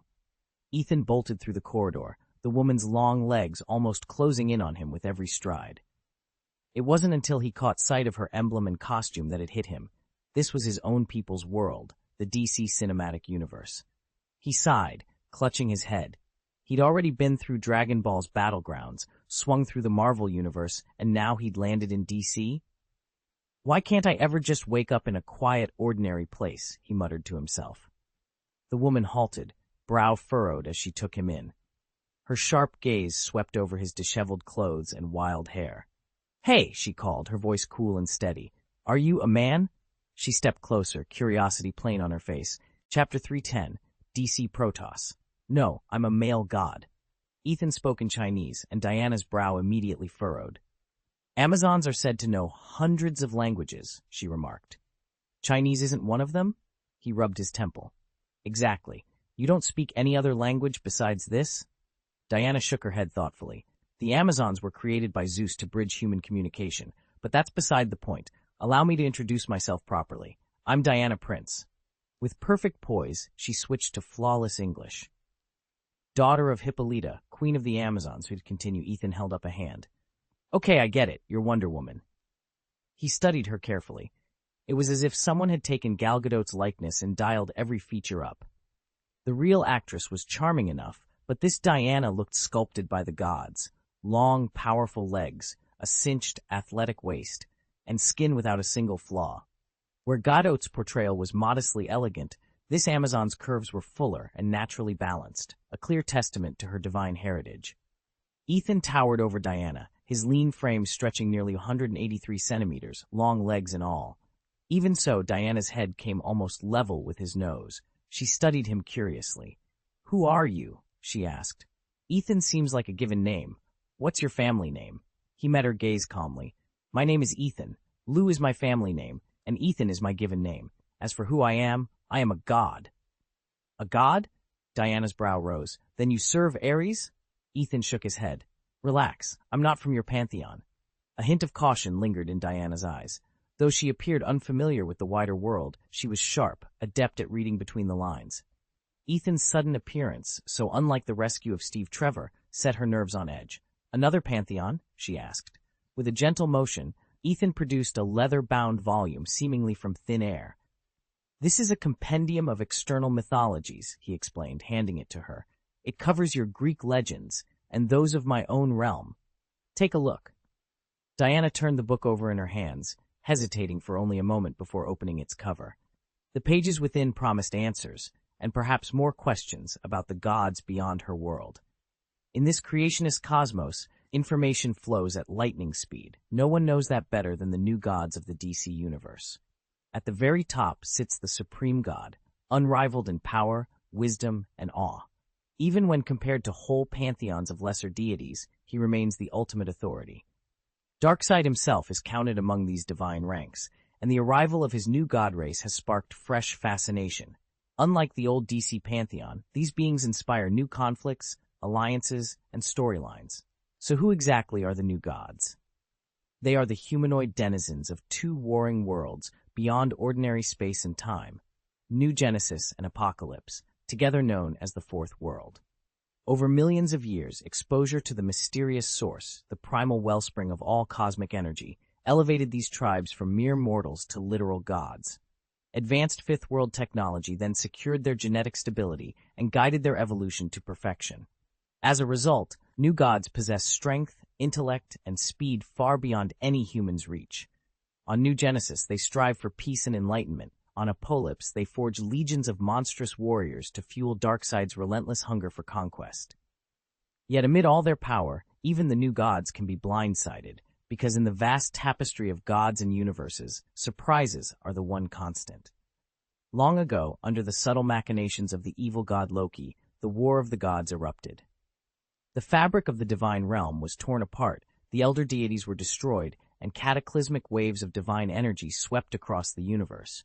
From that cosmic maelstrom, countless new gods and superpowered beings sprang into existence. In the wake of the destruction, the shattered remains of the old god realm coalesced into two distinct worlds, New Creation Star and Apocalypse Star. On New Creation Star, the newborn gods embodied compassion and justice, fashioning a realm of peace and splendor. On Apocalypse Star, however, the new deities were cruel and warlike, forging an empire built on tyranny and perpetual conflict. After generations of fierce battles, the two worlds, exhausted and bloodied, agreed to a fragile truce. As a gesture of goodwill, each side exchanged an heir, a promise that the bloodlines of New Creation and Apocalypse might one day unite in harmony. But darkness lingered on Apocalypse. Its ruler Darkseid coveted the anti-life equation, a formula said to grant absolute control over every sentient mind in the cosmos. In secret, he betrayed the treaty, launching a campaign to seize that ultimate weapon. Once again, New Creation Star and Apocalypse Star clashed, this time on Earth's soil. As the armies of gods spilled onto the mortal plane, humanity found itself caught between immortal champions of light and dark. Yet the new gods themselves seemed nearly invulnerable. Having achieved divine adulthood at 30, they no longer aged and could only be felled by violence on the battlefield. Thus, the fate of two worlds, and all who dwell upon them, hung in the balance. Diana sat in the palace library, her eyes scanning the ancient texts before her. Across countless pages, she'd read of the new gods, their superhuman strength, unfathomable endurance, blinding speed, near impenetrable resilience, and lightning-quick reflexes far beyond any mortals. Many of them wielded unique powers that embodied abstract ideas. Mr. Miracle personified free will, Darkseid incarnated pure evil, Orion thundered across battlefields as the god of war, and Lightray shone with unquenchable joy. As Batman himself noted in Batman 702, Jack Kirby's Fourth World maps directly onto Plato's Republic. In the DC universe, any being who claims the mantle of God is instantly magnificent and often terrifying. Closing her book, Diana looked up at Ethan with genuine curiosity. This was her first time meeting a living deity. She still half expected him to be human. "So," she asked, leaning forward, "what kind of god are you?" Ethan considered her question for a long moment. In truth, he'd never thought of himself as divine, until the day the Empire dimension from the Marvel Universe bled into their own reality. When that cosmic crossover occurred, the nascent concept he'd once jokingly called the Ethan God Clan was recognized by forces beyond comprehension.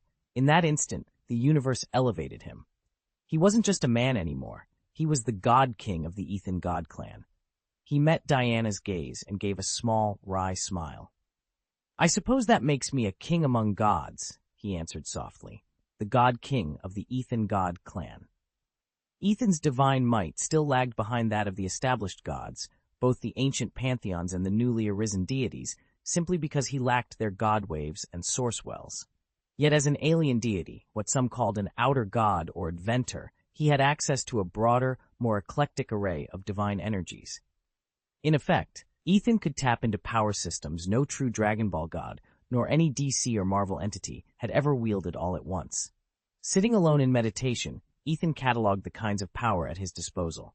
1. Magic. Drawn from the arcane traditions of the Dragon Ball universe, this magic prized the absurd and the unpredictable, spells of deformation, reality-bending incantations that defied all reason.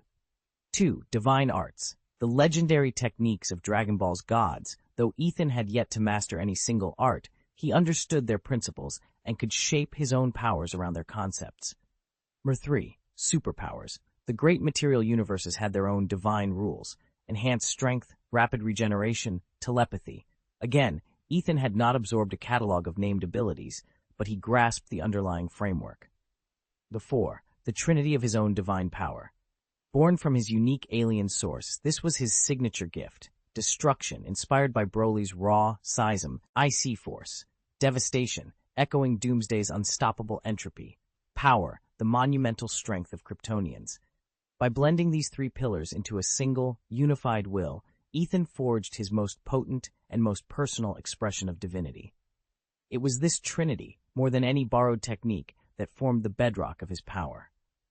And though he still had much to learn, he knew that as an outer god, his destiny lay in exploring the limits of these combined energies, where no true god had ever ventured before.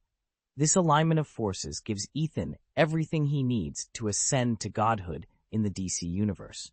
After all, both Doomsday and the Kryptonians are native to that cosmos, and by fusing the primal essence and origin of the outer gods with the nature and heritage of its native beings, Ethan becomes DC's most singular deity, so long as the supreme god does not cast him out. Chapter 311, Studying Diana. Diana frowned as she heard the name Ethan claimed for himself. The first part of the title she could place, but the second, destruction, devastation, and power, sounded anything but comforting. It conjured visions of ruin, not mercy. She leveled her gaze at him. "Why have you come to Paradise Island?" Ethan's expression was calm, almost detached. "I have no particular purpose."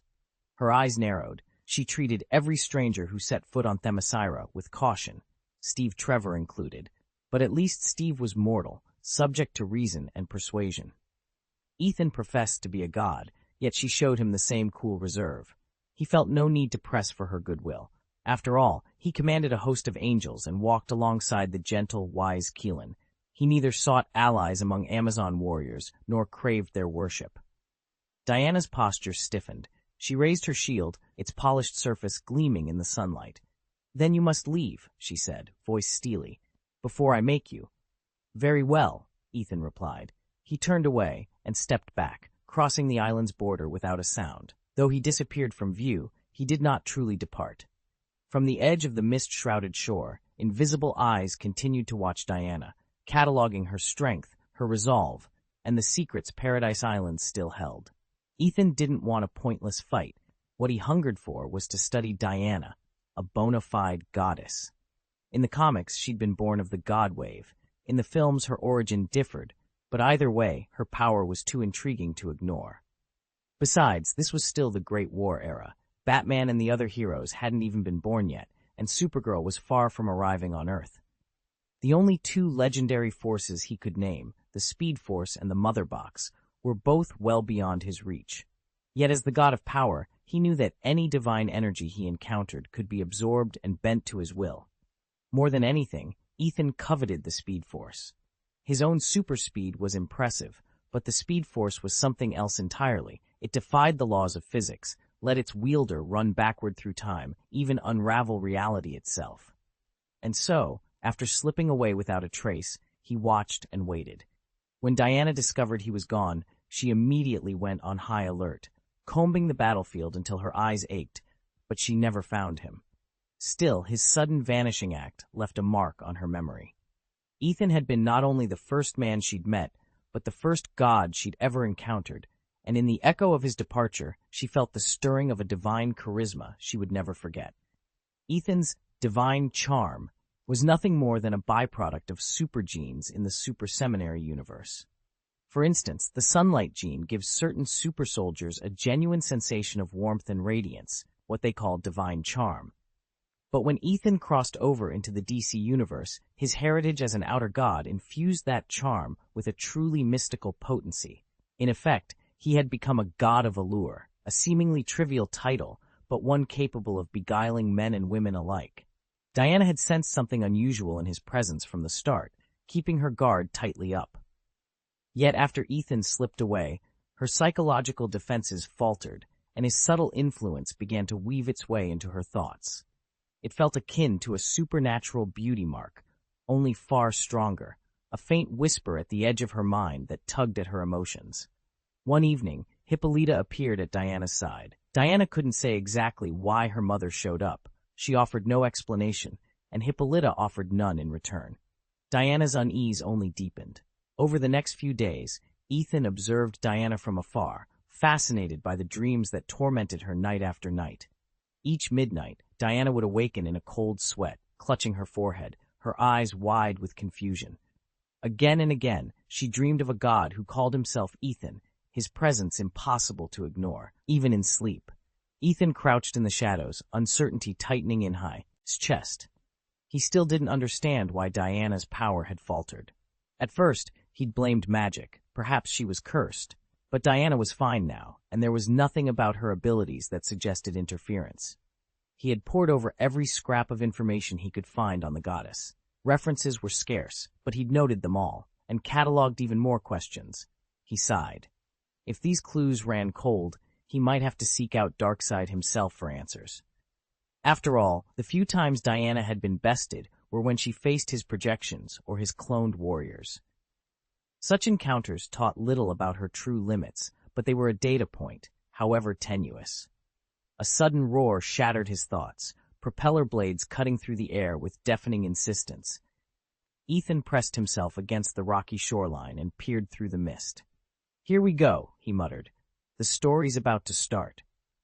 Over the churning waves, a German military biplane staggered into view. It shuddered violently, then nosedived toward the sea. Ethan's eyes narrowed. Paradise Island had no physical barrier to keep outsiders away, only the illusion of a vicious storm that discouraged all who saw it. Any pilot who chased the tempest surely meant to kill themselves. Yet here was this aircraft, banking right into the heart of the cyclone. He watched as the plane clipped the water's surface and skidded off into a frothing wake. Immediately, Diana sprang from the shoreline, her boots touching the waves like they were solid ground. She dove without hesitation, arms cutting through the surf toward the smoking wreck. Seconds later, a head, dark hair slick with seawater, broke the surface. It was Steve Trevor. Diana gripped his arm and lifted him clear of the pounding sea.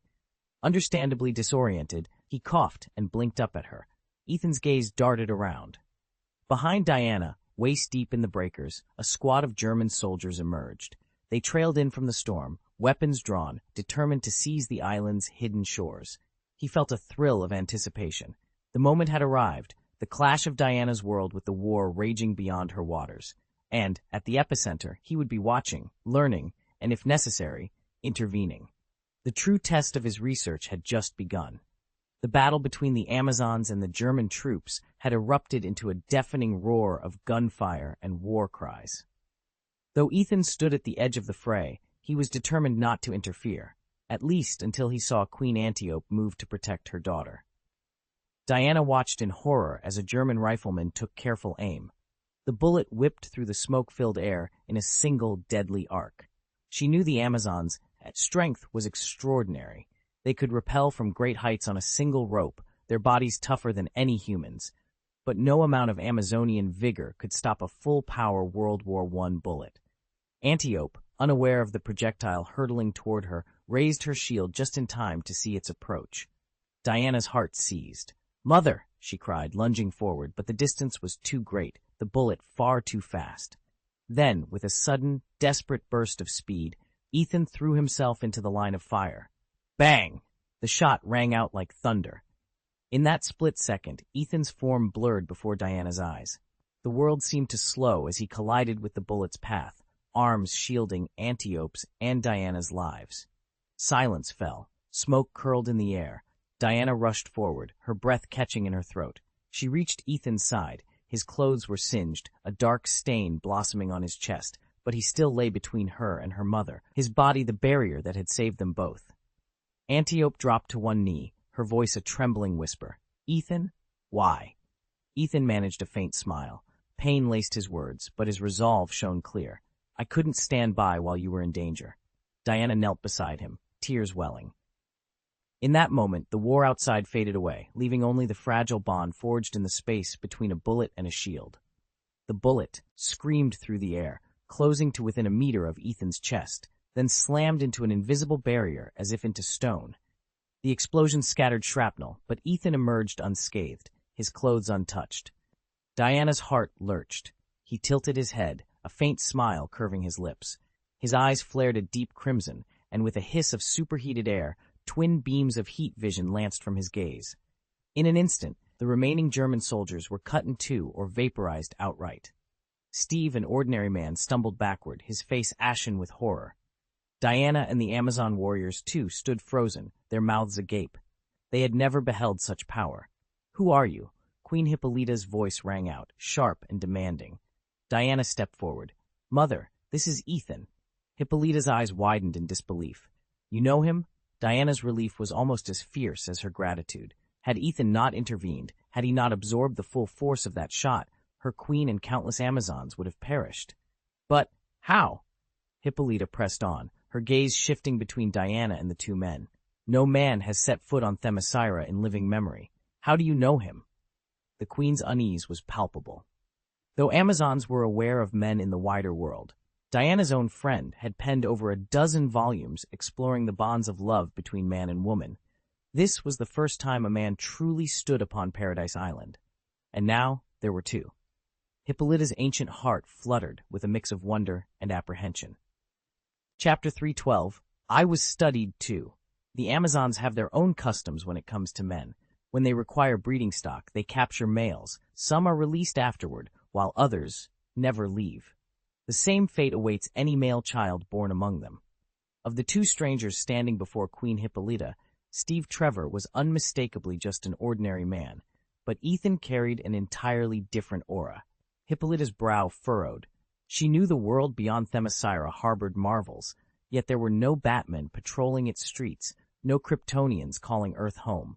The only legend even whisper-bold among scholars was the sword in the stone. "Diana," she asked, "what do you know of him?" Princess Diana paused. She and Ethan had barely spoken. "I don't know him well. We met only once and exchanged a few words." Ethan stepped forward, his posture calm yet resolute. "With all respect, Your Majesty, Paradise Island must protect itself. You can't welcome me here." The Queen's eyes hardened. "Then you are not welcome." "Mother," Diana protested, her voice rising. "Ethan risked his life to save Antiope and our warriors. He doesn't deserve exile." Hippolyta studied her daughter thoughtfully, weighing duty against gratitude, while all around them the ancient island held its breath. Queen Hippolyta's voice rang out across the throne room. "Diana, his identity is unknown." Her rebuke was sharp, but understandable. As ruler of Paradise Island, she was sworn to protect the Amazons above all else. No stranger, no matter how powerful, could be allowed to linger without proper scrutiny. And this newcomer, Ethan, had an unfamiliar air, strong, handsome, and undeniably exotic. Even Steve Trevor, who by all rights was an outsider, at least behaved like an ordinary man. Diana opened her mouth to argue, but Antiope's gentle intervention was cut short. "Mother, perhaps—" "I will hear no more," Hippolyta declared, turning her cool gaze upon Ethan. "You have no place here. I command you to leave Paradise Island immediately." Ethan met her stare with an easy smile, as though amused by her royal decree. "You may be queen of the Amazons," he replied softly, "but you have no authority over me." A tense hush fell. Amazon warriors stepped forward, fingers brushing bowstrings, eyes flicking from their queen to the stranger who had saved them. Hippolyta's expression hardened. For a heartbeat, no one moved. Then, with the force of her will, she raised her hand. "Enough!" the queen thundered, and the assembled Amazons froze at her command. "Mother, I'll handle this," Diana called, stepping forward to diffuse the tension. "Everyone, please, let's stay calm." Steve raised his hands in a peaceful gesture, unwilling to provoke Ethan further when he still didn't understand what had happened. Hippolyta fixed her daughter with a measured look. "You know exactly what this means, Diana." Diana met her mother's gaze without flinching. "I do." A flicker of disappointment crossed Hippolyta's face, but she said no more. With a curt nod, she dismissed her Amazon guard and signaled to Steve that it was time to withdraw. Ethan stood alone, his presence enough to make even Hippolyta hesitate. Only the debt he owed Antiope, the life he had just saved, spared him from harsher judgment. When the last of the soldiers had melted away, Diana turned her full attention on Ethan. Gone was the suspicion she'd felt before. In its place shone admiration and relief. His eyes still glowed faintly, the the same deadly light that had threatened them only moments ago. She realized how close they'd come to tragedy. Offering him a genuine smile, she said, "Thank you for saving Aunt Antiope." Diana hesitated, her hands twisting nervously at her sides. She looked up at Ethan and said softly, "She means a great deal to me." Ethan met her gaze coolly. "It just happened," he replied, his tone so flat it was impossible to tell whether he cared. Diana couldn't help but laugh, certain she'd glimpsed a softer side to him after all. "Then why do your eyes shine like that?" she asked, curio, seedy coloring her voice. She'd always been fascinated by the outside world, by its mysteries, and Ethan was as mysterious as they came. "Because true heroes kill with their eyes," he shot back, matter of fact. Diana blinked. "Kill with their eyes?" she echoed, baffled. "But no one else has that power. Does that mean they're not heroes?" Ethan tipped his head, regarding her with a self-satisfied smirk. "They're just heroes. I'm a real one." She fell silent. His arrogance was as clear as day, but it didn't bother her the way she'd expected. Instead, she felt a sudden urge to put him in his place. "You haven't left Paradise Island, have you?" He shrugged, unconcerned. "You don't get to decide whether I stay or go. I don't take orders, especially not from Amazons." Diana laughed, a cold, hard sound that echoed through the grove of olive trees behind her. "Paradise Island is our home," she reminded him. "Our territory." Ethan's smile only widened. "Then let's see whose claim is stronger." For a moment, they simply stared at each other, two wills locked in silent challenge beneath the bright Amazon sun. Ethan stood tall and unflinching. "I go wherever I please," he declared, voice ringing with determined confidence. "Whether it's the heights of heaven or the halls of Mount Olympus, I'll find my way." Diana scowled. He spoke as if he'd already conquered those realms, and in truth, she knew he just might. Heaven, she reminded herself, was far more perilous than any dragon's den in the DC universe, no less than crossing paths with a dimensional demon in the Marvel, and Olympus, well, might prove only marginally safer.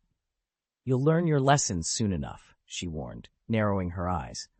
Across the clearing, Queen Hippolyta wielded the lasso of truth around Ethan's form. As the golden rope wove its unbreakable bonds, it revealed his true identity. An undercover spy. There would be no mercy. Hippolyta's grip tightened on the lasso. She had no intention of letting him walk away. At her command, the Amazon warriors closed rank. They refused to assist Steve's escape in Diana's absence, leaving him stranded. And over Ethan's section of the palace grounds, Hippolyta issued a strict edict. No one was to approach. It was, in effect, the Amazons' tacit acknowledgement that their most unorthodox guest would remain, at least for now, under watchful guard. Diana felt no need to hold back in Ethan's company. Unaware of the raging war beyond her island, and having heard nothing of it from Steve, she never once considered eliminating Ares to end the conflict. Instead, she focused all her attention on Ethan, peppering him with questions about his origins and his divine heritage. With a gentle smile, she asked, "What godly lineage do you come from, Ethan?" He hesitated for only a moment before replying, "I belong to the Luthor God clan." The instant the name left his lips, Ethan felt a sudden surge deep within him, a vast, unknowable will, recognizing and affirming the concept of the Luthor God clan. It was as though a grand intelligence had reached out and branded his words as truth. Ethan's heart skipped.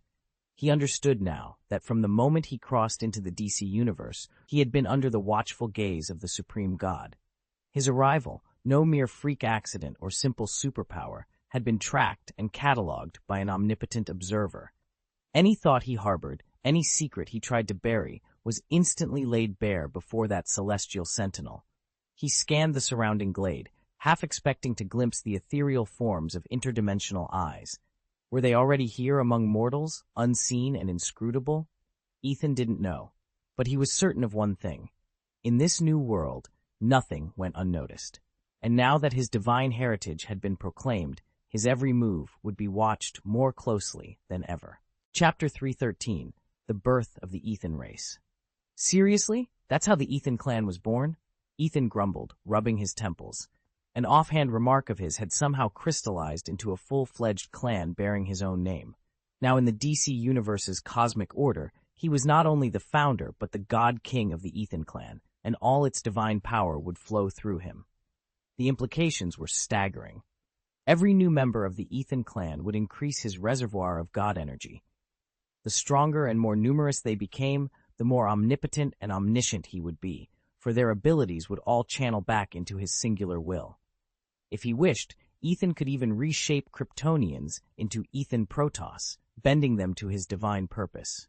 Was this a poisoned chalice or a genuine blessing? He couldn't tell.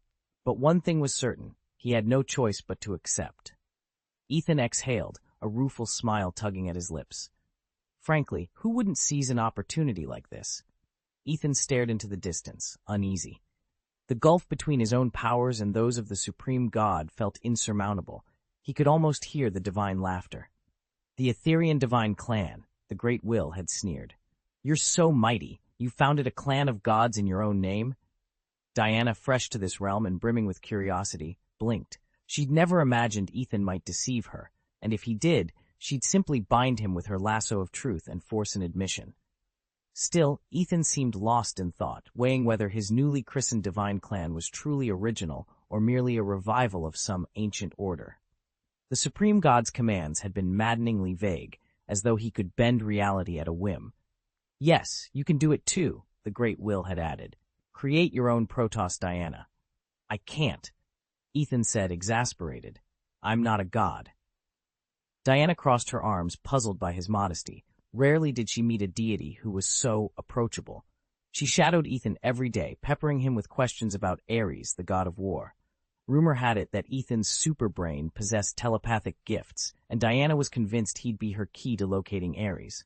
After all, in her mind, every strange mandate must be the supreme god's hidden design. Ethan watched from the shadows as Steve Rogers slipped away into the moonlit woods. Even though Steve wasn't a god, Ethan couldn't understand why he seemed so bent on discovering Ares' whereabouts. There was something unusual about Steve, an undercurrent of power and purpose that even Diana failed to sense. Clearly, Steve could no longer remain on Themyscira in peace. Under cover of darkness, he had seized his chance and slipped away. Ethan did nothing to help him, nor did he indulge Steve's half-baked plan to join the clan. In truth, there were only two ways into Ethan's bloodline. The first was by birth. Any direct descendant of his, no matter if they came from the main DC universe or from some distant parallel world, instantly inherits the clan's legacy upon arrival, and the more formidable the father, the stronger the child. The second path was by grant. Ethan could bestow membership on anyone he chose. In theory, even Lucifer Morningstar, the charismatic bar owner, could be admitted. But considering Lucifer's special standing with the supreme god, attempting such a favor might well land Ethan in the hospital. Still, Ethan quietly suspected that fragments of his lineage already existed elsewhere in the multiverse. His genetic code had been studied exhaustively. Cloning his peers, if necessary, would pose no real challenge. At dawn, Steve's flight remained unnoticed and undeterred. Though the Amazon warrior meant him no harm, she feared he might return with reinforcements after his escape. Yet Queen Hippolyta's real irritation lay with her daughter Diana, whose infatuation with the young god, now known as Ethan, had become a daily nuisance. Day after day, the princess trailed him through the palace grounds, demanding his attention, and Hippolyta had grown weary of both their antics. That afternoon, Diana was slipping away from the throne room in search of Ethan when her mother appeared in her path. "Diana," Hippolyta called, her tone gentle but firm. Caught off guard, Diana stopped and straightened her shoulders. "Mother." Hippolyta studied her daughter for a moment. "Are you going to pester that god again?" Diana swallowed. "I just want to speak with him." "He's a god, Diana," Hippolyta warned. "Proud, capricious, and potentially dangerous. We cannot invite divine grudges onto Themyscira." "He's different," Diana insisted. "He's been nothing but courteous. Yes, he has a streak of arrogance, but he's not cruel." Hippolyta sighed, the weight of her years in every movement. "Do you truly believe you can trust every story you hear? Even those about Zeus?" "I know Zeus," Diana interrupted, rolling her eyes with the confidence of youth. "You told me his tales yourself when I was little." A wry smile curved Hippolyta's lips. "Indeed I did, to teach you of our lineage, not to encourage a romance with every divine being who visits our shores." Diana's lips twitched in amusement. "I suppose I could show a bit more discretion." Hippolyta reached out and touched her daughter's cheek. Promise me you will be cautious. Your heart is strong, but strength alone may not shield you from a god's whim. The princess inclined her head, yet her gaze drifted already toward the courtyard gates, where Ethan might be waiting. I promise, mother, she said softly, though in her heart she knew she would find him again. Diana stood on the terrace of the palace, the salt-laced breeze drifting through her dark hair. Across from her, Queen Hippolyta frowned as she shook her head. These are merely old myths, Hippolyta said, nothing more than bedtime stories. Diana's gaze was steady. But we're real, aren't we, mother?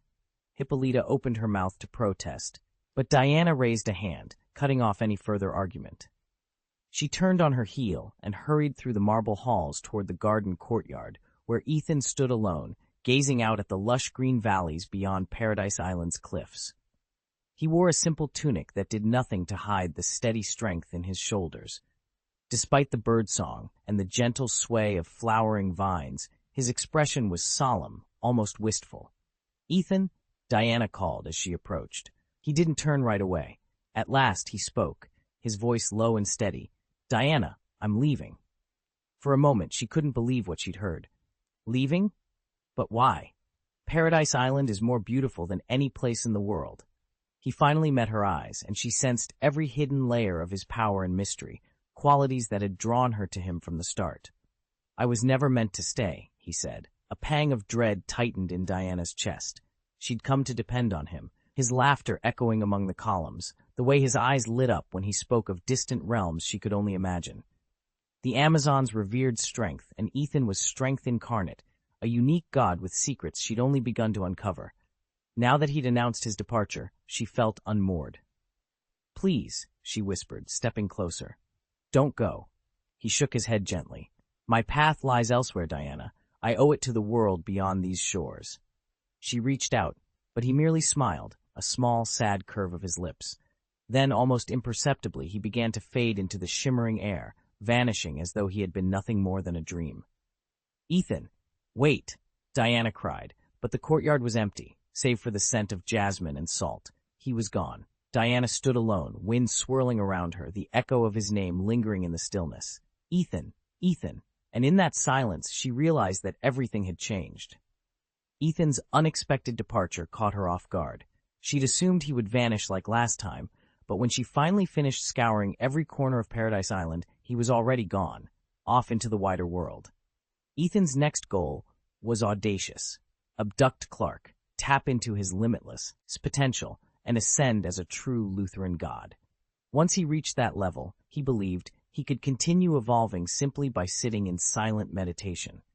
Besides, he'd already claimed Broly as a younger brother. Why not add Clark to the family, too?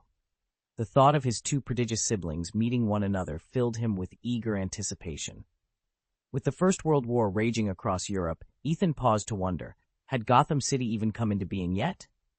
After all, Gotham was purely fictional, its blueprint drawn from New York among countless invented metropolises in the DC universe. Its existence depended entirely on the stories that shaped it, and for now, Ethan was curious whether this legendary city had materialized. Chapter 314, The Plan to Bully the Stinky Bats. Must start young. Gotham City sits on New Jersey's eastern shoreline, not far from Metropolis, where Superman makes his home. Gotham literally means Fool's Village, and has long served as a nickname for New York City. As in much of the DC universe, Gotham's exact boundaries and landmarks have shifted over the decades, driven by changing writers, editors, and storylines, but it's generally placed within New Jersey. At the heart of Gotham's history are its four great families, among them the Waynes. These dynastic houses date back to the city's founding, and today their sprawling empires touch every corner of Gotham, shaping its politics, economy, and underworld alike. Ethan arrived in New Jersey without any particular agenda. He simply erected the imperial dimension beneath Gotham's streets. Even in the movie universe, no one knows precisely when Gotham was born or when the four great families first rose to power. For Ethan, though, those mysteries didn't matter. His interest lay elsewhere, and from the shadows below the city, he was already setting his plan in motion. Ethan surveyed the grim skyline of Gotham City and allowed himself a wry smile.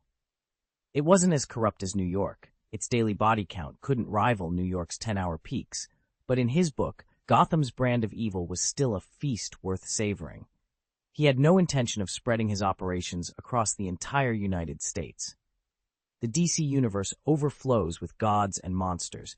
Even if Lucifer himself hasn't set up shop here yet, demons slip into this world as casually as if they were grabbing a drink.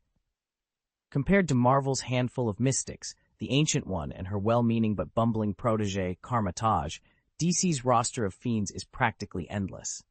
They breed like vermin, and exorcists can banish them only for the next wave to surge right back. On any given day, hundreds of people fall under demonic influence. That's why Gotham appealed to Ethan. Its mythic undercurrent, tendrils of ancient power lingering in the shadows, made it wicked enough to satisfy his ambitions, but not so overrun with deities and specters that order became impossible. Take Man-Bat and Killer Croc. Both carry bloodlines tied to primordial gods, making them two of the city's most otherworldly and dangerous denizens. And their strength, well, let's just say they can give any nightmare a run for its money. Ethan claimed he could crush tens of thousands with nothing more than a single breath. He recalled the fate of old Wayne, no relation to the billionaire Bruce, instead one of the four family's underbosses. Wayne had dreamed of leaving the mob behind, clearing his name and retiring in peace.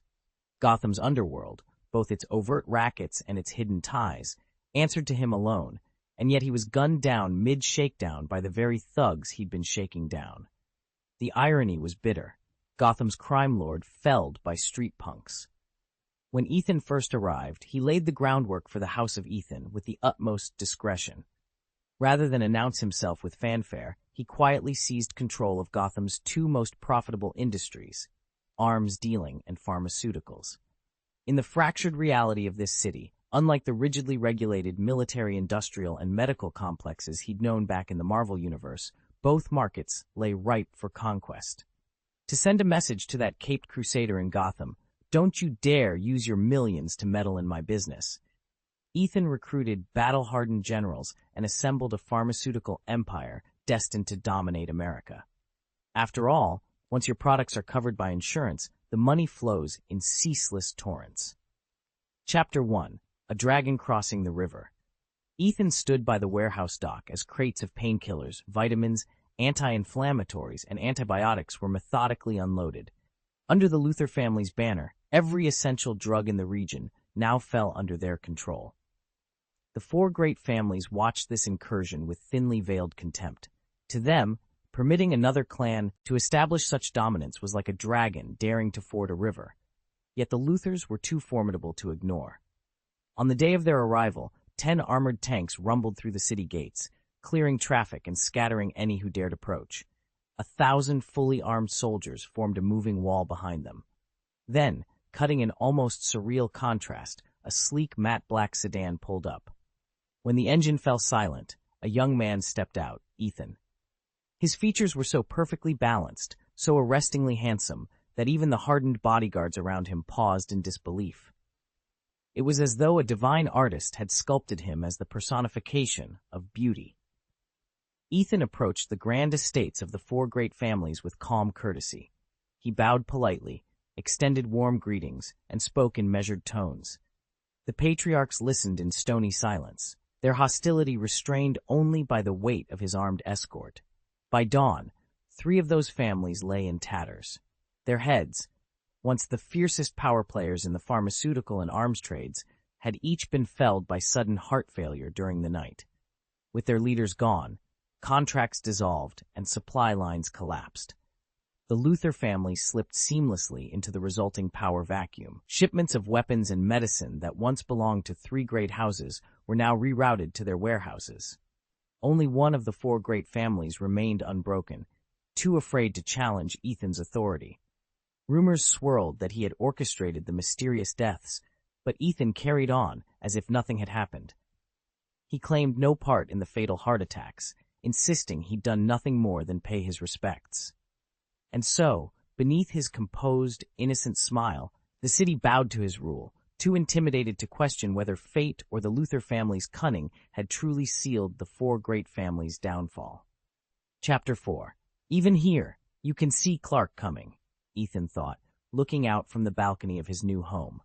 Gotham City sprawled below him, darker and more alive than he'd ever imagined. He surveyed Luther Manor, a sprawling estate eclipsing even the future Wayne Manor in size and grandeur, and allowed himself a small, satisfied smile. After everything that had happened, Ethan was finally settled. From the moment he decided to make Gotham his base of operations, he'd poured every resource into this place. He knew that one day, the little bat would rise to power here, and he was determined to stifle him before he could ever become a threat. The plan was simple. When the child finally appeared, Ethan would move in under the guise of benevolence, shadowing him from infancy, undermining him at every turn. If the so-called laughing bat ever came into being, born of that chaotic clown's madness, so be it. His concern was the boy, not the harlequin of terror. To that end, Ethan had extended a hand in friendship to Thomas Wayne. The elder Wayne greeted him with polite curiosity, a man of the same apparent age, equally driven by ambition, and equally isolated at the top. Thomas had recently returned from Metropolis, anxious to find a peer who understood the burdens of wealth and public expectations. Ethan had met him at a charity gala and, sensing an opening, hosted this private dinner at Luther Manor. Though Wayne's initial response had been reserved, he couldn't refuse a gesture so straightforward. Over fine wine and discussion of Gotham's social scene, Ethan planted the seeds of connection. He spoke of his own company, Luther Enterprises, a venture he'd launched single-handedly upon arriving in town. He hinted at future collaborations, ensuring Thomas saw him as an ally rather than a rival. All the while, Ethan's mind ran through contingencies, surveillance routes, potential informants among the Gotham elite, methods to curtail Thomas's influence, if necessary. After all, the most dangerous threats often came from within one's own circle. When the evening wound down, Thomas Wayne left with a genuine smile, remarking, "It's good to know I'm not alone here." Ethan watched from the doorway as Wayne's limousine pulled away into the fog-shrouded streets. In that moment, he felt the first stirrings of true power in Gotham, power he intended to monopolize long before the Dark Knight ever donned his cowl. This city would be his, and the bat, he would keep it caged. Ethan had learned that Thomas's father had once been a gangster, but he'd gone to great lengths to shield his only son from that life. It was precisely why Thomas had grown up determined to become a field doctor. Long before Bruce took the helm, Thomas had served as president of Wayne Enterprises. In that role, he poured vast resources into Gotham's poorest neighborhoods, yet even he couldn't uproot the city's entrenched corruption. Despite his family's immense wealth, Thomas always preferred wearing a medic's coat to sitting behind a boardroom table. He'd even treated wounded soldiers on the front lines. Ethan quietly concluded that Thomas must never have been involved in his father's underworld dealings. Otherwise, he never would have chosen a doctor's path. By design, Ethan and Thomas met often, and before long, they'd become friends who could speak candidly about everything from medical ethics to corporate responsibility. All the while, old Wayne watched from a distance, neither welcoming nor dismissive. He admitted to himself that Ethan carried a certain edge, but since Ethan Enterprises was already firmly established in Gotham's arms and medical supply markets, the elder Wayne recognized that Ethan simply wanted to run an honest, focused business. By confining his interests to weapons and healthcare, Ethan had shown he wasn't trying to seize the entire city, only to carve out his own corner of it. Even so, Ethan now holds sway over half the city. Practically half of Gotham falls under his influence. It may sound like an exaggeration, but it isn't far from the truth. In the end, he's unlikely to pose more of a threat than the future Dark Knight in his crusade. With that in mind, Thomas Wayne decided there was no reason for Ethan to target his son. If anything, learning from Ethan's tactics might even prove advantageous for Thomas. Chapter 315, Digesting Ares, the God of War. While Gotham City teetered on the brink of chaos, Ethan's attention was drawn to an even darker theater of conflict, the First World War. Among the mud-choked trenches and shattered villages, a familiar but terrifying presence had taken form. Ares, the Greek god of war and Wonder Woman's greatest foe, had slipped into mortal guise, stoking battles wherever he went. For every clash of steel, every cry of anguish, his power swelled. Born of Zeus and Hera, Ares stood among Olympus's 12 principal deities, yet he was by far the most reviled. Hera had summoned him into being with a single touch upon a flower blooming on the plains of Olynos, making him the living embodiment of bloodlust and destruction. He thrived on human strife. The more widespread the war, the more invincible he became. Immortal and clad in armor that no blade could breach, Ares possessed strength beyond any demigod, speed that outpaced the swiftest horse, and endurance that outlasted the hardest soldier. A master tactician, he sowed dissent in every capital, turning governments against one another to feed his insatiable hunger for conflict. As Ethan watched reports of inexplicable skirmishes and rising casualties, he realized that confronting Ares would demand more than mere firepower. To defeat the god of war and stem the tide of global bloodshed, he would have to understand Ares' nature and find a way to strike at the divine heart fueling his rage. In the movie universe, one of the most unforgettable moments comes during the god's battle against Apocalypse. In a single, devastating stroke, Ares rips through Darkseid's armor and drives the tyrant to his knees. Even baby Dazong, barely more than an infant at the time, could sense the sheer magnitude of Ares' divine power. Inspired by that display, Ethan devised a bold plan to study Ares' abilities and use them to engineer a new breed of Protoss, the Lutheran Protoss. His third and most ambitious approach called for breeding these Protoss within the Empire dimension itself. Just as Ethan had once converted a Chelan into a Lutheran Protoss, melding the raw energy of the Marvel dimension with the ancient divine concepts of the original DC Protoss, this new lineage would be unrivaled. Born and raised as native deities in the Empire dimension, these beings would inherit unparalleled power from the moment of their creation. In the movie's lore, Ares is portrayed as the war god, the unfaithful son of Zeus and half-brother to Diana, better known as Wonder Woman. After Ares betrayed humanity and slaughtered his fellow gods, Zeus hurled himself into a final duel against his son. Though Ares survived, Zeus concealed a legendary sword, known simply as the God Killer, among the Amazon tribes, a blade forged specifically to fell the war god if ever he rose again. Exiled and bound to Earth, Ares has spent centuries orchestrating conflicts across the globe, conserving every ounce of his power as he bides his time to reclaim his throne. Chapter 7: Shadows of War and the Weight of Truth. In the darkest years of the Great War, a new power rose to manipulate the slaughter, the god of conflict himself. Ares slipped behind enemy lines under the name Sir Patrick Morgan, pretending to be a spokesman for the Imperial War Cabinet. With a deft word here, a strategic leak there, he fanned the flames of battle on both sides, turning a brutal struggle into an interminable bloodbath. At the height of the fighting, Diana of Themyscira confronted him in no man's land. Morgan cast aside his false identity, revealing his true, godly form. In one swift motion, he shattered the god-killer's sword at her feet, and then dropped his gravest revelation. Diana herself was the living embodiment of that weapon. Worse still, Ares taunted her with a chilling proposition. Humanity, unworthy of her protection, must be annihilated so that Earth might return to its paradisiacal origins. Diana's heart twisted with grief, but her resolve shone brighter than any blade. She knelt among the fallen, her compass, scion unshaken. Love, she knew, was the only force strong enough to break the cycle of violence. Summoning the final vestiges of her divine heritage, as the last child of Zeus, she unleashed a blinding radiance that struck Ares true, tearing him from the mortal plane and ending his reign of chaos. When Ethan finally reached the climax of the film and watched Diana's victory, he felt an unexpected surge of emotion. The movie had begun so ponderously, its opening scenes weighed down by lengthy speeches, and that mysterious strengthening gas from Dr. Toxic introduced without explanation, only to vanish seconds later when Diana arrived. The pace slumped into monotony, then leapt forward so abruptly in the last act that Ethan yawned through the build-up and nearly gasped at the finale. Yet, despite those stumbles, the final showdown delivered a thrill he didn't see coming. Alone in his flat, Ethan found himself stirred by a strange mixture of confusion and fierce inspiration. In that moment of raw catharsis, he imagined standing where Diana had stood, facing down true evil and cutting it down himself. By dawn, he had made up his mind.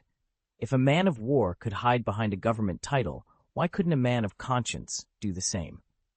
Armed with the key fact, Ares' old alias, Sir Patrick Morgan, Ethan slipped into England under an assumed identity. He acquired a modest estate in the countryside, and with discreet introductions, secured the title of Lord. No one questioned his background. Now, with resources at his command and a hard-won clarity of purpose, he planned to turn the ideals kindled on screen into a force for real justice, proving that love and courage could reshape a world teetering on the brink. Ethan stood in the center of his summoning circle, an intricate lattice of silver glyphs carved into black marble. He had taken the title Sir Patrick Morgan for this ritual, and now the air crackled with anticipation. Moments later, the god of war himself, Ares, tore through the veil between worlds and staggered into Ethan's chamber. Ares shook his head as if to clear cobwebs of disbelief. "Why have you called me mortal lord?" His voice rumbled like distant thunder, and yet there was a weary edge to it. Even a god could feel depression when forced to answer a summons beyond his choosing. Ares had fought titans. He had tangled with Superman. How humbling, he must have thought, to serve at the whim of a mere human. He strode forward, warily eyeing his summoner, and tripped over the threshold. The massive bronze doors slammed shut behind him, and he fell hard to the polished floor. Ethan regarded him coolly.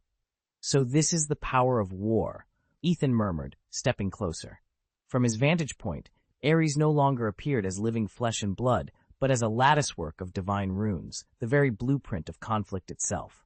Ethan realized that, to him, the god's true form was a structure of cosmic law exposed in raw outline. With that revelation, Ethan extended his hand and opened a portal into his hidden domain, the so-called Imperial Dimension. Ares roared, lunged to resist, but Ethan's will was absolute. He hurled the war god through the shimmering gateway. On the other side, the winds of the Imperial Dimension whipped around Ares' divine essence, tearing at him with cold indifference. The realm began to digest his power, absorbing his very being into its infinite depths.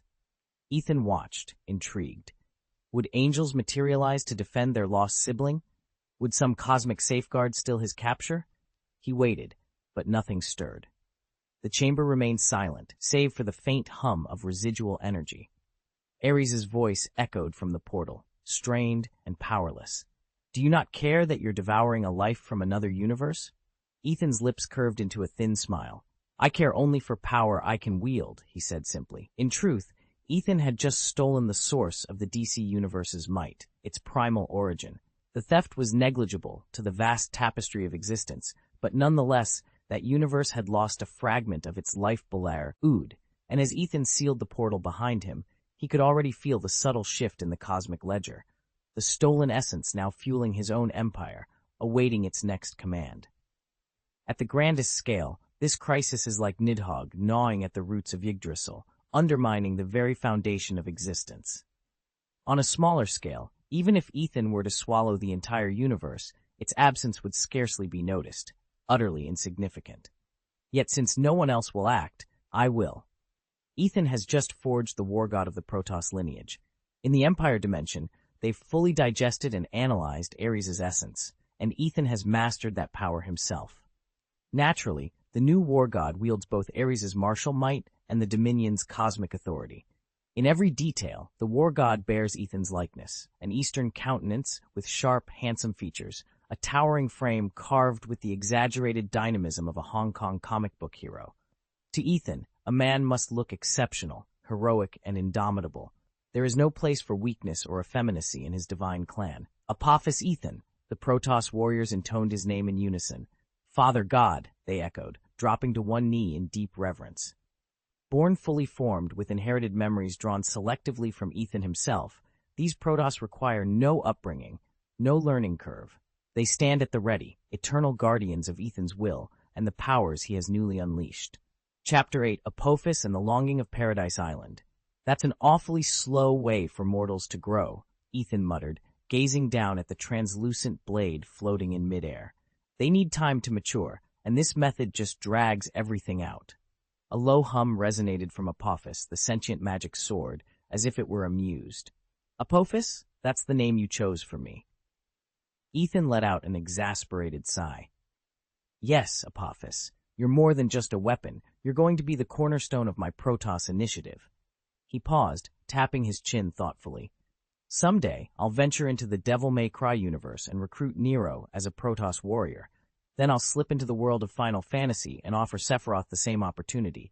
Think of it like Whitebeard's crew. You're all my children in arms." He eyed the sword warily. "Don't get any ideas about roaming free, though. If you cross into the DC universe, you might become a problem nobody can contain." Ethan's brows furrowed. He knew full well that the denizens of his Empire dimension lacked the power to stop such cosmic entities once they got loose. 100 days had passed since Ethan departed Paradise Island, and Princess Diana still felt his absence with every sunrise. Memory has a way of refining loss into something almost beautiful, and in her mind, he was like a celestial being who came to Earth only to return to the heavens. The Amazon warriors, sensing their queen's melancholy, frequently pressed her for news of the young man who had, however briefly, changed their world.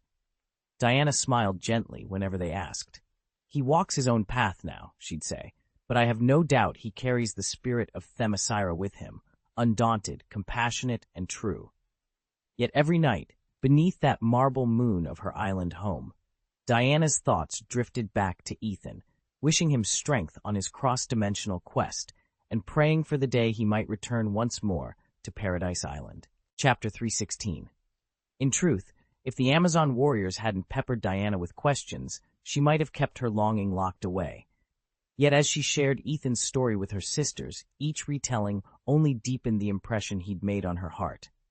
Had she never seen that single spark of light in his eyes, Diana could have borne the silence and emptiness of her duties. Hippolyta watched her daughter's distant expression, and the way Diana drifted through her days in a constant daze, and recognized the signs all too clearly. She knew what it meant to be ensnared by obsession. Learning that Ethan had departed so suddenly made her blood run cold. If he had remained here much longer, Diana would have risked losing herself completely in him.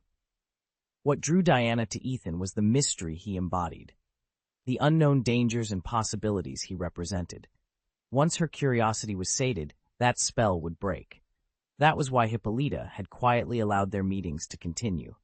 But with Ethan's abrupt, thorough departure, no one in the palace saw it coming, least of all the queen. Hippolyta's suspicions about Ethan grew the moment he stirred Diana's curiosity, and then vanished before she had a chance to follow up. To Hippolyta, this proved he was nothing more than a dilettante, incapable of genuine commitment. Paradise Island was already rife with chaos, and she refused to let her daughter become entangled in such uncertainty. In truth, Ethan had no designs on Diana, she simply wasn't his type, but Hippolyta judged him harshly, as a protective mother might. That night, Diana resolved to slip away from Paradise Island at dawn. Through whispers among the Amazons, she learned that a mortal named Steve, once strikingly handsome in the original timeline, had been reduced by Ethan's meddling into an unremarkable, even disreputable man. Steve's captors had used the lasso of truth to uncover his real identity and the secret purpose that brought him here. Now Diana was certain of one thing. Ares, the god of war, was pulling the strings behind Steve's downfall. At first light, she would venture into the world beyond the island's shores, hunt Ares down, and end him, no matter the cost. And if Ethan crossed her path along the way, she would find him too. Ethan had stolen a sleek cutter from Themyscira's docks in his bid to track down Ares, the god of war, and quietly to find Diana as well. But nothing on the island escapes Queen Hippolyta's watchful eye. Before long, she discovered the missing ship, and even her sister Antiope urged her to let Diana follow her own path. After all, Diana was no longer a child.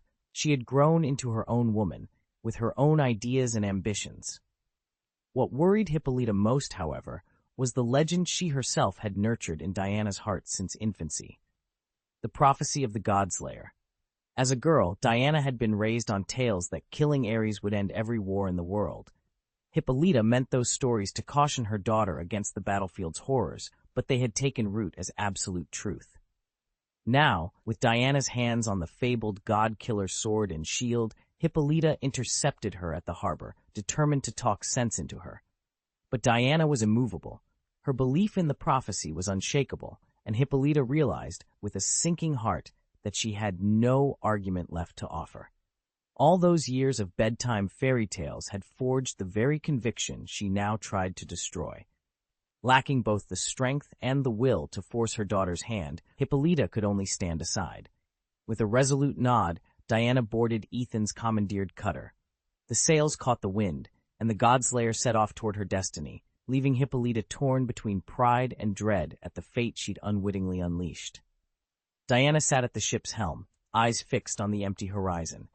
She'd been so intent on reaching the battlefield that she never once checked her bearings, and now she was hopelessly lost. Worse still, no one had thought to stock provisions. There was neither fresh water nor food aboard. Had fate not sent a passing vessel to tow her this far, she might still be drifting, her destination as distant as ever. A mortal in her place would have perished long ago. But Diana was a goddess. Her divine constitution rendered her immune to the lethal effects of salt water, even if every swallow only sharpened her thirst. She leaned over the rail, scooping sea spray to her lips, willing the brine to slake the relentless dryness in her throat. It did not kill her either. For sustenance, she turned to the sea's own bounty. With calm determination, Diana fashioned a spear from a broken mast and began fishing. Each silver flash beneath the waves was a meal earned. Seabirds, drawn by the promise of an easy catch, became another source of nourishment. She trapped them with woven nets of spare rigging, careful to waste nothing. Day after day, she watched the sun rise and fall, her patience as boundless as the ocean itself. Meanwhile, far from any sea, Ethan had set his sights on a different universe. Knowing the DC storyline would not truly kick into gear for decades, he slipped through the dimensional veil into the Marvel universe, intent on accelerating events there. Quietly, he orchestrated a crisis that would leave Hydra exposed and vulnerable, pinning the blame for a catastrophic attack squarely on their inscrutable leaders. Then, with even greater ambition, he greased the wheels for Imperial Industries to establish research outposts on Mars and Venus, tipping humanity toward a new age of interplanetary colonization. These interventions rippled across Earth. Tony Stark, newly armed with data from Ethan's machinations, redirected Stark Industries' research away from arms and toward off-world infrastructure, much to the chagrin of competing global powers. And Hydra, crippled by scandal and scandalized by its own betrayal, splintered into rival cells, never again to pose the same monolithic threat. In two very different worlds, one lost at sea, the other on the brink of cosmic expansion, Diana and Ethan were both reshaping fate. Diana endured, drawing strength from solitude and salt water. Ethan watched as his gambits bore fruit, knowing that when the timelines converged once more, neither universe would ever be the same. Chapter 1. The Battle Fortress. Under the secret banner of the Illuminati, Tony Stark and Bruce Banner's covert alliance, the world's greatest threats had fallen one by one. Since they combined Stark's genius for engineering with Banner's unparalleled scientific mind, Iron Man's suits had evolved beyond anything dreamed of in the original timeline. Crises that once pushed armor models to their limits now registered as minor hiccups in Stark's global defense network. Ethan stood on the observation deck deep inside the new Stark facility, watching a three-dimensional holomap of Earth's orbit. He'd seen a lot in his years working with the Illuminati, but nothing prepared him for what came next. A new project codenamed Battle Fortress had just gone online, an enormous, fully armed space station hovering in geosynchronous orbit above the Pacific. When Stark Industries officially withdrew from terrestrial business, Tony's ambitions went with them. There's more out there than just rogue states and sleeper cells, Tony had explained over the comm feed. I've seen what Thor and his kind can do. We're not ready for an alien assault. So, together with Banner, he'd designed a fortress that could repel any extraterrestrial threat before it reached Earth's atmosphere. Ethan absorbed every detail as the hologram rotated. Pulsing plasma cannons ringed the station's equator, each capable of discharging over a gigawatt of energy per shot. Railgun turrets tracked targets with millisecond precision. Electromagnetic pulse projectors stood at each quadrant, ready to fry ship electronics in a fraction of a second. Deep within the station lay antimatter interceptors, brutally efficient countermeasures against any advancing fleet. It's overkill, Ethan muttered, half in awe, half in concern. Tony's voice crackled in his earpiece. I'll take overkill over caught with our pants down any day. Despite its staggering firepower, the battle fortress wasn't flawless. Stark and Banner had optimized it for zero-G combat. Shield generators, thruster clusters, and sensor arrays all tailored to the vacuum of space. Ground-based defenses, by comparison, were sparse. A handful of atmospheric reentry pods, repulsion field emitters around the docking bays, and a limited arsenal of surface-to-orbit missiles formed the only bulwark if an enemy managed to force land on the station. Ethan tapped a control pad, isolating the ground defense schematics. He realized that if an alien force somehow infiltrated the station undetected, they could exploit those weaknesses and strike Earth from the inside. He straightened, meeting the silent stares of his fellow Illuminati members. Natasha Romanoff's posture was nonchalant, but her eyes were sharp. Reed Richards' analytical gaze burned with curiosity. Only Stephen Strange seemed truly at ease, as if he'd already seen every possible outcome in his mind's eye. Tony, you've given us the most powerful shield humanity's ever known, Ethan said into the comm. But what about the blind spots? A pause. Then, in that unmistakable mix of humor and hubris, Tony replied, That's why we've got you, pal. Keep us covered down here. Ethan closed the feed and turned back to the colossal display. In the cold expanse beyond the atmosphere, Stark's battle fortress floated like a silent sentinel, a promise that Earth would no longer stand undefended against threats from the stars. Yet as he traced the faint blue line of Earth below, Ethan knew this was only the beginning. Balancing immense power with calculated risk would test both the Illuminati and the world they'd sworn to protect. Ethan glanced at his wrist-mounted chronometer. Perfect timing. Loki should be arriving on Earth any minute now. He held the space stone tucked safely in his palm, useless to Loki, even if the trickster god succeeded in getting his hands on it. That didn't bother Ethan. His own power had grown, and his control over the reality stone was stronger than ever. He could simulate its effects perfectly. In fact, he'd gone so far as to recreate the cosmic cube's outer shell down to the finest detail. Now, with a casual gesture, Ethan sent the replica tumbling into the heart of a nearby Hydra compound. Once Loki emerged from wherever, and he always did in dramatic fashion, he'd need human subjects to bend to his will. Hydra's network of enhanced operatives would suit Loki's purposes perfectly. Meanwhile, S.H.I.E.L.D. was still reeling from the cube's disappearance. If Nick Fury got wind of the specific energy signature detected via gamma scans, he might track it straight to Hydra's doorstep before Loki had a chance to intervene. The irony was that this stronghold was officially listed in Fury's files as one of S.H.I.E.L.D.'s own surface outposts. What Fury didn't know was that Hydra had long ago seized control, converting it into a clandestine training ground for their metahuman recruits. Ethan allowed himself a thin smile. Everything was in place. Now all that remained was to wait for Loki and watch the chaos unfold. Chapter 317, Ghosts Appear. From the moment the cosmic cube disappeared, every branch of S.H.I.E.L.D. was on edge. Nick Fury in particular felt the loss keenly. He'd never known a threat he couldn't track down or contain. In the original timeline, he might have paused to wonder if Hydra had risen again, but in this reality, Hydra's sudden leaps through time had become par for the course. Fury no longer wasted breath speculating about Hydra's resurrection. He was singularly focused on one objective, their total destruction. Even Tony Stark's momentary lapses of control, let alone Bruce Banner's hardened caution thanks to Stark's protective measures, had left S.H.I.E.L.D. powerless to step in. The board still fumed about those incidents, but none of them compared to the vanishing of the cube itself. With precious little hope of ever recovering it, Fury nevertheless created a dedicated division under Agent Phil Coulson's command. Coulson's team would chase every whisper and lead, wading through Hydra's machinations in the hopes of finding a trace of the cube's power. Poor Coulson. He'd barely lifted the lid on one Hydra cell producing lizard serum mutations before another splinter cell began experimenting with werewolf inoculations. Juggling those threats was more than enough to keep even Coulson's legendary calm in check.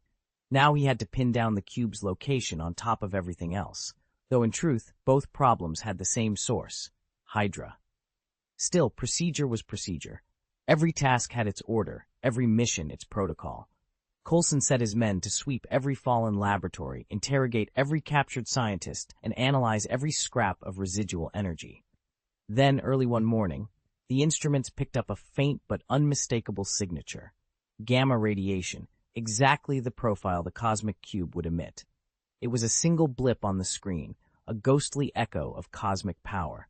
Yet for Coulson, for Fury, and for the entire S-Shield hierarchy, it was enough to reignite hope and to warn them that Hydra, once again, was up to something far more dangerous than ever before. Ethan had used the Reality Stone to craft a perfect counterfeit cosmic cube, one so convincing that even the keenest sensors couldn't spot the ruse. By channeling the Power Stone's energies to mimic the Space Stone's signature and warping perception with the Reality Stone, Hydra's ersatz cube behaved exactly like the genuine article. Loki's network finally pinged back to S-Shield, the moment the cube materialized in our dimension, but his transmissions were garbled and intermittent. Even so, those weak bursts of communication were enough to excite the cube, making it radiate detectable energy. "Sir, we've just recorded gamma emissions matching a cosmic cube," Agent Coulson announced, slipping into Fury's office without knocking. His voice was taut with excitement. Nick Fury's one good eye snapped open wider. After weeks of dead ends, at last a lead. "Gamma emissions, you say? This has to be Hydra's doing, but they're too meticulous for mistakes. Are you suggesting it's a trap?" Coulson gave a curt nod. Fury sat back, his face smoothing into its customary mask of calm. Despite harboring 1,000 suspicions, he never let panic creep in. "All right," he muttered, steepling his fingers. "If they're baiting us with a fake cube, what are they really after?" Coulson met Fury's gaze steadily. He understood Hydra's gambit better than anyone. With the power they'd amassed, power that only Ethan and Tony Stark's intervention had checked, they could have bent the world to their will long ago. Now, by dangling a phantom cube, they were drawing S-Shield's fire away from whatever true weapon they were building in the shadows.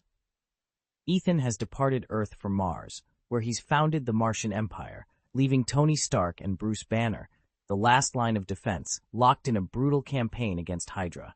Though Stark and Banner have repeatedly shattered Hydra's footholds, recent weeks have been eerily quiet, until now. In the Situation Room, Agent Phil Coulson studies the latest sensor readouts. "Sir, we scanned and monitored for weeks without detecting any signature from the cosmic cube," he reports to Director Nick Fury. "Then all of a sudden, its unique radiation spike reappeared. If this isn't a Hydra trap, what could have changed in the cube?" Fury narrows his eyes. "You're suggesting Hydra ran experiments on the cube, accidentally releasing its energy, so that radiation flare is the aftermath?" Coulson nods. "It's one possibility." Fury leans forward, voice low. "Or, and this is worse, they're baiting us. They want Tony, Bruce, and every last S.H.I.E.L.D. asset to converge on that radiation source. Then they strike." Silence settles over the room. Fury's jaw tightens. "Without Ethan, our invincible man on Earth, we're vulnerable. If Hydra's plan succeeds, they could wipe out Stark, Banner, and any organized resistance in one strike." He stands, decisive. "All right, no engagement for now. Track their movements discreetly, but we don't lead the charge into a trap." "Understood?" Coulson and the other agents salute. Fury watches them go, mind already racing through contingency plans, because against Hydra, failure is not an option. "I'll send someone else in to check it out." Nick Fury paced the command deck, turning the decision over in his mind until he finally settled on his most classified option. Agent Coulson looked uneasy, but kept silent. He had no idea whether Fury planned to dispatch Black Widow and Hawkeye or call in Captain Marvel. In Fury's S.H.I.E.L.D., there were two ultimate assets. The first was the Skrulls, peerless infiltrators whose disguise abilities had resolved more crises than anyone could count. Skrulls didn't just mimic appearances, they could replicate fingerprints and DNA perfectly. Biometric locks, retinal scanners, and other so-called unbreakable security measures were worthless against them. If you really wanted to give a Skrull a challenge, you'd have to dial a combination lock. The second weapon was the agent known as Ghost, Ava Starr. Years ago, a catastrophic experiment in the quantum realm killed her parents and fractured her molecular structure. In the aftermath, she became intangible, able to pass through walls, evade any physical attack, and vanish at will. But her gift came with a price. The instability in her atoms grew over time, and now she periodically slips entirely out of phase with reality. Fury paused, weighing the risks. None of his team members, even his most trusted heroes, could match the Skrull's flawless deception or Ghost's uncanny intangibility. Yet deploying either asset carried its own dangers. Still, when the stakes were this high, he knew he had no choice. It was time to send in S.H.I.E.L.D.'s secret weapon. Chapter 7. Ghost Agents. After the accident, Bill took Ava into his home and raised her like a daughter. Recognizing her potential, and desperate to help her master her uncontrolled powers, S.H.I.E.L.D. designed a custom combat suit that would suppress her abilities and enrolled her in their covert training program. Under the direct supervision of Nick Fury, Ava honed her skills as a secret operative. In return, Fury promised to marshal S.H.I.E.L.D.'s top scientific minds to research a permanent cure for her condition. Ava's existence remained one of S.H.I.E.L.D.'s best-kept secrets. Only 3 people in the entire organization knew the truth: Peggy Carter, Captain America's former partner, Alexander Pierce, and Nick Fury himself. At the height of Hydra's resurgence, Fury conceived a desperate plan to deploy ghost agents, unauthorized operatives who would operate beyond even S.H.I.E.L.D.'s usual oversight.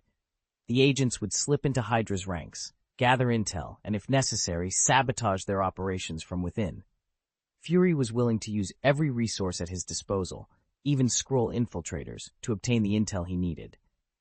Ethan had entered the picture around the same time, a brilliant but shadowy chemist selling experimental enhancement compounds on the black market.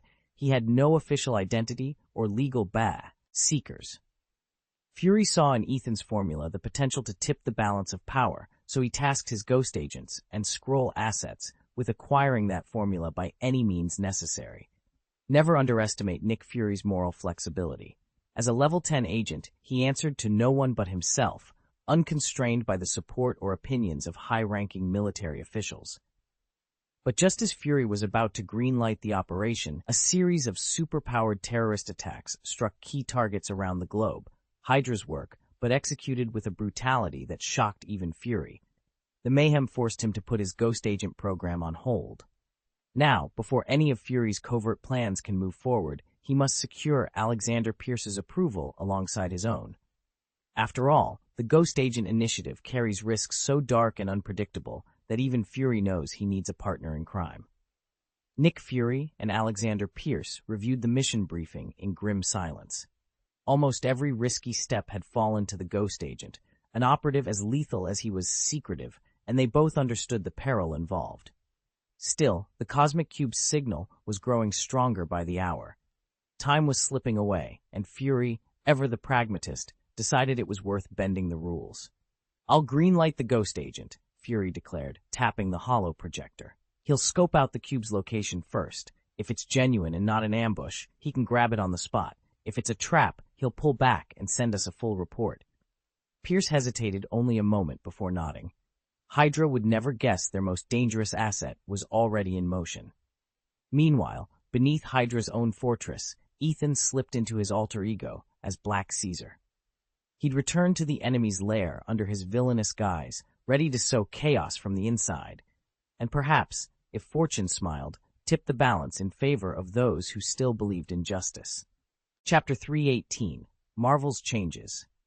Hydra's underground headquarters, now effectively Ethan's domain, buzzed with activity. The other villains barely noticed when Black Caesar didn't show up. Each was lost in his own schemes. Unless the boss personally summoned them, they paid him no mind. Ethan, however, could read Caesar's clandestine moves with a single glance. Among the crew, Bronsky and Red Tank were the blunt instruments, simple, perpetually grumbling, and ever eager for action. Bronsky funneled his boundless energy into intense drills for new recruits and into honing his own combat skills. Red Tank, for his part, handled the base's heavy lifting, grumbling all the while.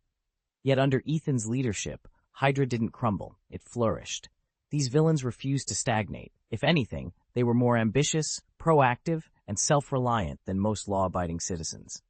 Both Bronsky and Red Tank ran side enterprises. Bronsky was the ultimate opportunist. By day, he sold lizard and werewolf serums. By night, he accepted contracts to hunt down rogue lizardmen and werewolves. Lately, he'd even signed on as a mercenary with Hydra's strike team, padding his wallet one mission at a time. Red Tank's sideline was smaller in scale, but still kept him combat-ready, and guaranteed he'd never be bored while waiting for Caesar's next call. Ethan stared at the figures on his screen, a slow smile spreading across his face. Even though Bronsky handled all the outreach and recruitment himself, he still looped in the Hydra operations team, Ethan said, scrolling through the spreadsheets. He only kept 40% for himself, gave 10% to the ops guys, and funneled the rest back into our operational fund. He shook his head in disbelief. My subordinates are too smart for their own good. Look at this. Our Hydra network is booming with talent. Over half of these new recruits are genuine Hydra operatives. Alexander Pierce and the rest have actually slipped in under our nose. Under Ethan's direct command, the true Hydra cell had been all but airtight. In contrast, the rival Hydra that had sprung up in his absence was a mess of competing factions and loose lips. Once Ethan stepped back, their counterfeit organization's cracks widened. Their agent network stretched around the globe, tangled in double dealing so convoluted that a single operative might answer to half a dozen handlers. It was no wonder they'd been discovered. So many competing interests inevitably left a trail. But what really stoked their envy was the real Hydra's arsenal, superpowered assets, and the rare lizard and werewolf serums they couldn't begin to reproduce. That kind of power breeds both fear and a burning, desperate jealousy. Bronsky had been convinced he was dealing with a client he'd personally engineered. In reality, it was a rogue Hydra cell that had reached out the moment they caught wind of the intel. Now this imposter was adamant they'd successfully embedded themselves within Black Caesar's own Hydra branch. It baffled them. Why hide among your allies when everyone already shouted, "Long live Hydra," at the top of their lungs? Hydra's brass was at their wits' end. Their unease stemmed from Black Caesar, a lone wolf even within his own ranks. No one knew where he came from or what he really wanted. They only knew he was terrifyingly powerful, and that only one man, Ethan, the world's strongest operative, might stand a chance against him. Yet those two titans had never crossed paths, had never faced each other on the battlefield. After Ethan departed Earth on his last mission, Tony Stark and Bruce Banner poured every resource into advancing the Iron Man suits and reactivating the Ultron prototypes that, in the original timeline, had been destroyed. This time, the robots remained intact, hidden away as a failsafe against the dual specters of Hydra and Black Caesar. America's highest authorities watched anxiously, determined to keep the ensuing conflict from spilling over into the nation's wealthiest neighborhoods and Wall Street itself. Tony understands why. They agreed, so he has no reservations about deploying some of the intelligent machines to garrison Wall Street and the city's wealthiest districts. In the United States, challenging top leaders has become almost routine, largely because lizardmen and werewolves roam unchecked. America has even earned the reputation of being a lizardman stronghold and the werewolf's birthplace. On any given street corner, a low-level thug might suddenly transform into a werewolf. With crime rates skyrocketing, both police officers and ordinary citizens have taken to striking and marching in protest. Even heavy-caliber firearms can't reliably stop werewolves and lizardmen. Thermal weapons deliver devastating firepower, but hitting such fast, unpredictable targets remains a nearly impossible task. Abroad, governments openly accuse the U.S. of exporting lizard and werewolf enhancement serums, unleashing a new breed of supercriminals on their soil. Today, these serums trade as freely as weapons themselves. Daily deals worth millions, sometimes tens of millions of dollars, pass hands without a second thought. Chapter 7. The Hydra Deception. It was hard to fathom just how many lizardmen and werewolves had emerged in recent months. So many that they threatened to become a new branch of mankind. Thankfully, the arrival of sentient machines had checked their rampage, pushing back the mutated hordes before they overran human settlements. Oddly enough, the American public barely stirred. No protests, no outcry against the government's drastic measures. Ethan leaned back in his chair, a wry smile crossing his face. Plenty of pieces still left on the board. He turned his mind to the cosmic cube. There'd be no big moves on that front for now, at least not until Nick Fury made his play. Ethan knew Fury's reputation, Once the S-Shield director caught wind of something juicy, he pursued it relentlessly. Whether Fury himself was a Skrull imposter or merely shadowed by ghost agents didn't matter. The bait was too alluring. Planting the cube at a decoy Hydra facility would guarantee Fury's curiosity. He'd follow those leads right back to Hydra's doorstep. "Sir!" Lieutenant Bronsky stepped into the dimly lit operations room, his expression taut with urgency. Ethan straightened. Bronsky rarely looked this grim. "What is it?" Bronsky exchanged a quick glance with the communications officer before reporting, "Black Caesar's forces just pulled back from Sector 9, exactly on schedule, down to 0.3 of a second. No casualties, no equipment left behind." Ethan nodded. He'd heard the rumors. Black Caesar was the Hydra commander who never made mistakes. His troops struck with surgical precision, and their retreats were timed like clockwork. Some whispered that Caesar had precognitive abilities, that he could anticipate every move before it happened. Whenever Hydra was about to engage, Caesar's hand seemed to seal every potential loophole. Bronsky continued, voice low, "Our scouts confirm the fake base is intact. The cube's still where we planted it. Fury's men haven't shown up. Yet." "Good," Ethan said. "Let them roam. By the time Fury realizes it's a trap, Hydra will have all the time we need to regroup. And Black Caesar, we'll deal with him soon enough." Bronsky saluted and slipped out. Ethan stared at the holographic map hovering above the table, the glowing marker denoting the dummy Hydra outpost. In the shadows beyond, real Hydra cells were mobilizing, led by Caesar's infallible command. It was a game of patience and deception, and Ethan planned to stay one step ahead. He tapped the control console and watched as new intel scrolled across the display. Nick Fury might be about to swallow the bait, but if these lizard men and werewolves had taught him anything, it was that the world was unpredictable, and sometimes unpredictability was the ultimate weapon. Ethan glanced across the briefing room at Bronsky, whose steely gaze betrayed both frustration and exhaustion. For years, Bronsky had served on the front line of covert operations, blunting every threat and exploiting every weakness, until an enemy intelligence offensive had blindsided his unit. They'd been driven off course the moment their boss issued new orders, and in the confusion, vital timing slipped through their fingers. "You know we would have been invincible under Galvatron's command," Ethan said quietly. "He doesn't rely on mere guesses about the future. He adapts in real time, using every scrap of intel to turn the tide. As long as you and your team follow his orders to the letter, you'll accomplish the mission undetected and disappear before anyone even knows you were there." Bronsky rubbed the bridge of his nose. "Great," he muttered. "Now what?" Ethan pressed a slim datapad across the table. "I have confirmation that crocodile, rhino, and bat serums, those prototypes you crushed, are back on the black market. Worse, we found spies and double agents embedded in our own organization." Bronsky's eyes flicked down to the readout.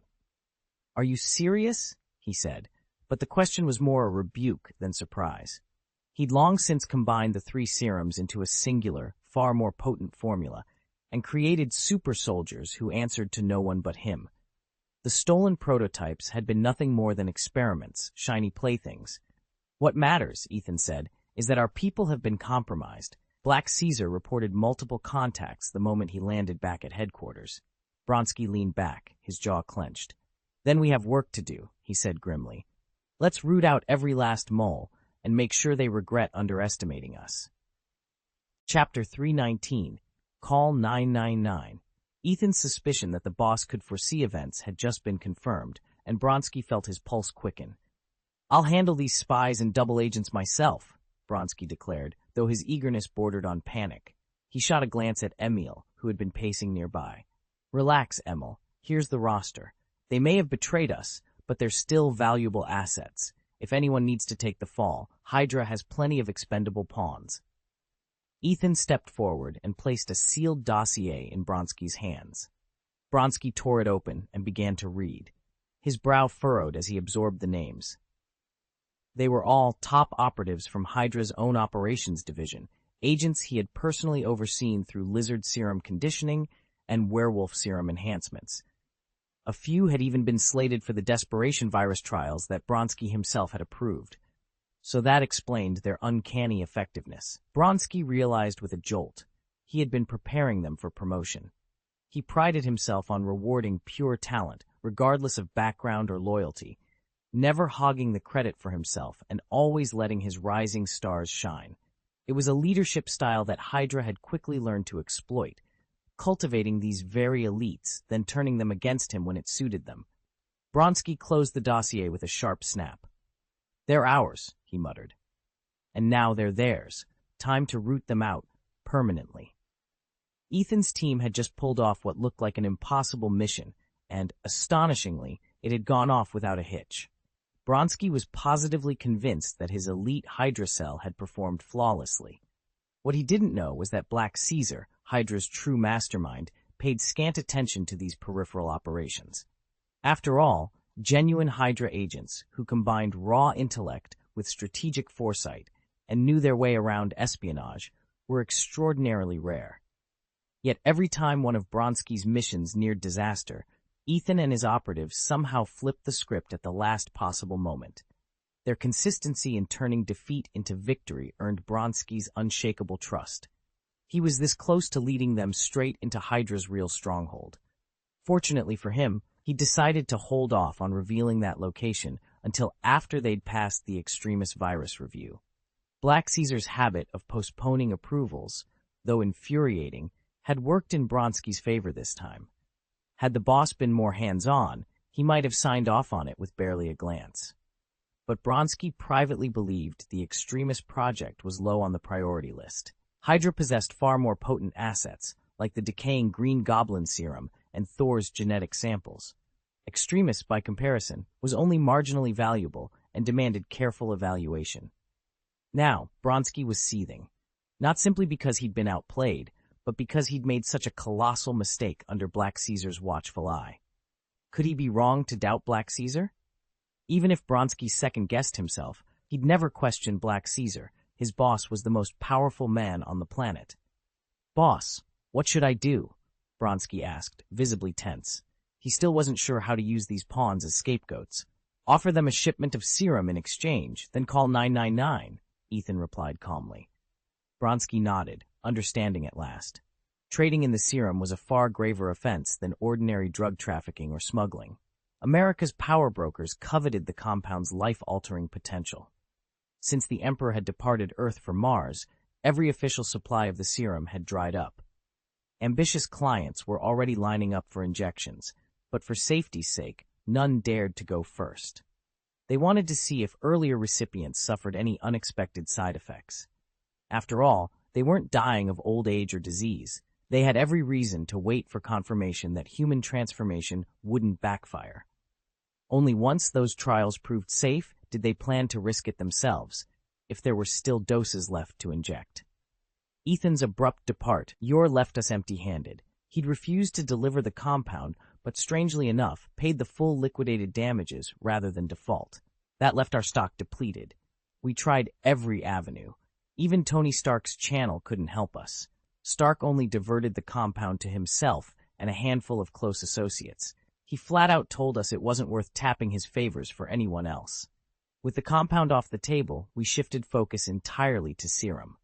Our goal: reverse engineer the lizard and werewolf strains into a new formula that granted enhanced abilities without the messy, painful bodily transformations. A lucky byproduct would be arming our operatives with inhuman strength and resilience. And there was only one reliable source for that serum: Hydra. Hydra's products were flawless. No reported defects, consistent yields. The very first cohort, our converted lizardmen and werewolves, had already fulfilled their service contracts and paid back every credit advanced by Hydra. The remainder were scattered. Some fell in the line of duty. Others vanished into the shadows or escaped overseas. One thing they all understood was that debts to Hydra were never forgiven. "I understand, boss," my lieutenant said, straightening his tie. I nodded. "Good. Prepare our purchase order. If Hydra's stock holds up, we'll have everything we need by month's end." My team didn't know what I did, that a splinter faction masquerading as Hydra was now supplying us. For them, all they saw was a wasteful gamble, trading good money for serum we'd already spent fortunes developing ourselves. Let them think that. As long as it got us the results we needed, a little mystery was the least of my concerns. Ethan's directive was vague enough that his operative never bothered to question it. He simply carried it out. Meanwhile, the imposters embedded within Hydra's ranks reported back to Alexander Pierce and the other handlers. "We've got Bronsky eating out of our hands," one whispered into a secure channel. "Even Red Tank's too dull to catch on. Now we just need to keep him fooled." "We still can't reach the big boss," another added. "He's probably holed up in Black Caesar's lab, overseeing the serum research." As they spoke, Bronsky himself strode in, brandishing a set of new vials. "Listen up," he announced. "We're rolling out 3 experimental serums. Crocodile serum, which keratinizes your skin into hardened plates, practically a living crocodile. Rhino serum, the pinnacle of super soldier tech. It'll steamroll any lizardman or crocman in its path. Bat serum, for unrivaled speed and reflexes." At the reveal, the undercover agent's eyes flickered with surprise, and then snapped back to neutral. They were well-trained actors, but Bronsky's instincts as a battle-hardened soldier picked up the faintest tension around their mouths. A genuine Hydra operative would have stared at those gleaming vials in open wonder, not flattened their expressions so deliberately. In that split second, Bronsky nearly uncovered the deception. Something felt off the moment Bronsky tossed the box onto the table. "You're in charge of this deal," he said, not bothering to sound friendly. One of the imposter Hydra agents swallowed and asked, "Sir, what's the price?" They'd already decided the buyer would take these straight to the Tong's snakehead, and that Bronsky wouldn't bat an eye. It was too late to fuss about subtlety now. Bronsky leaned back, a broad grin on his face. "The bat serum is the premium stuff, $50 million a vial. There are only 2 of those in the box, marked with the bat logo. The rest are standard formulations, 10 million apiece." At the mention of the bat serum, one agent's eyes widened. Under Black Caesar's Hydra operation, most serums were churned out by the crate. Only 2 vials of this bat serum existed. Such scarcity could only mean one thing. It was exceptionally powerful. Chapter 320, Captured in One Fell Swoop. Alexander Pierce, the other snakehead bosses, and their powerful American backers were all buzzing with excitement. Their field agents and undercover operatives had confirmed that this deal wasn't just about a new line of enhancement serums, it also included the exceptionally rare Bat Serum. After all, vampires existed in the Marvel Cinematic Universe. Blade battled them on screen, yet their origins remain a mystery. It's unclear whether these creatures were drawn from the comics or introduced as a new element. What matters to Pierce and his associates is that they've poured untold resources into capturing and studying vampires. They've even rounded up so-called hybrid specimens, creatures born as vampire-human crossbreeds, which the pureblood faction considers disposable. Eliminating these hybrids not only protects the pureblood lines, but also thwarts any unauthorized research that might expose their secrets.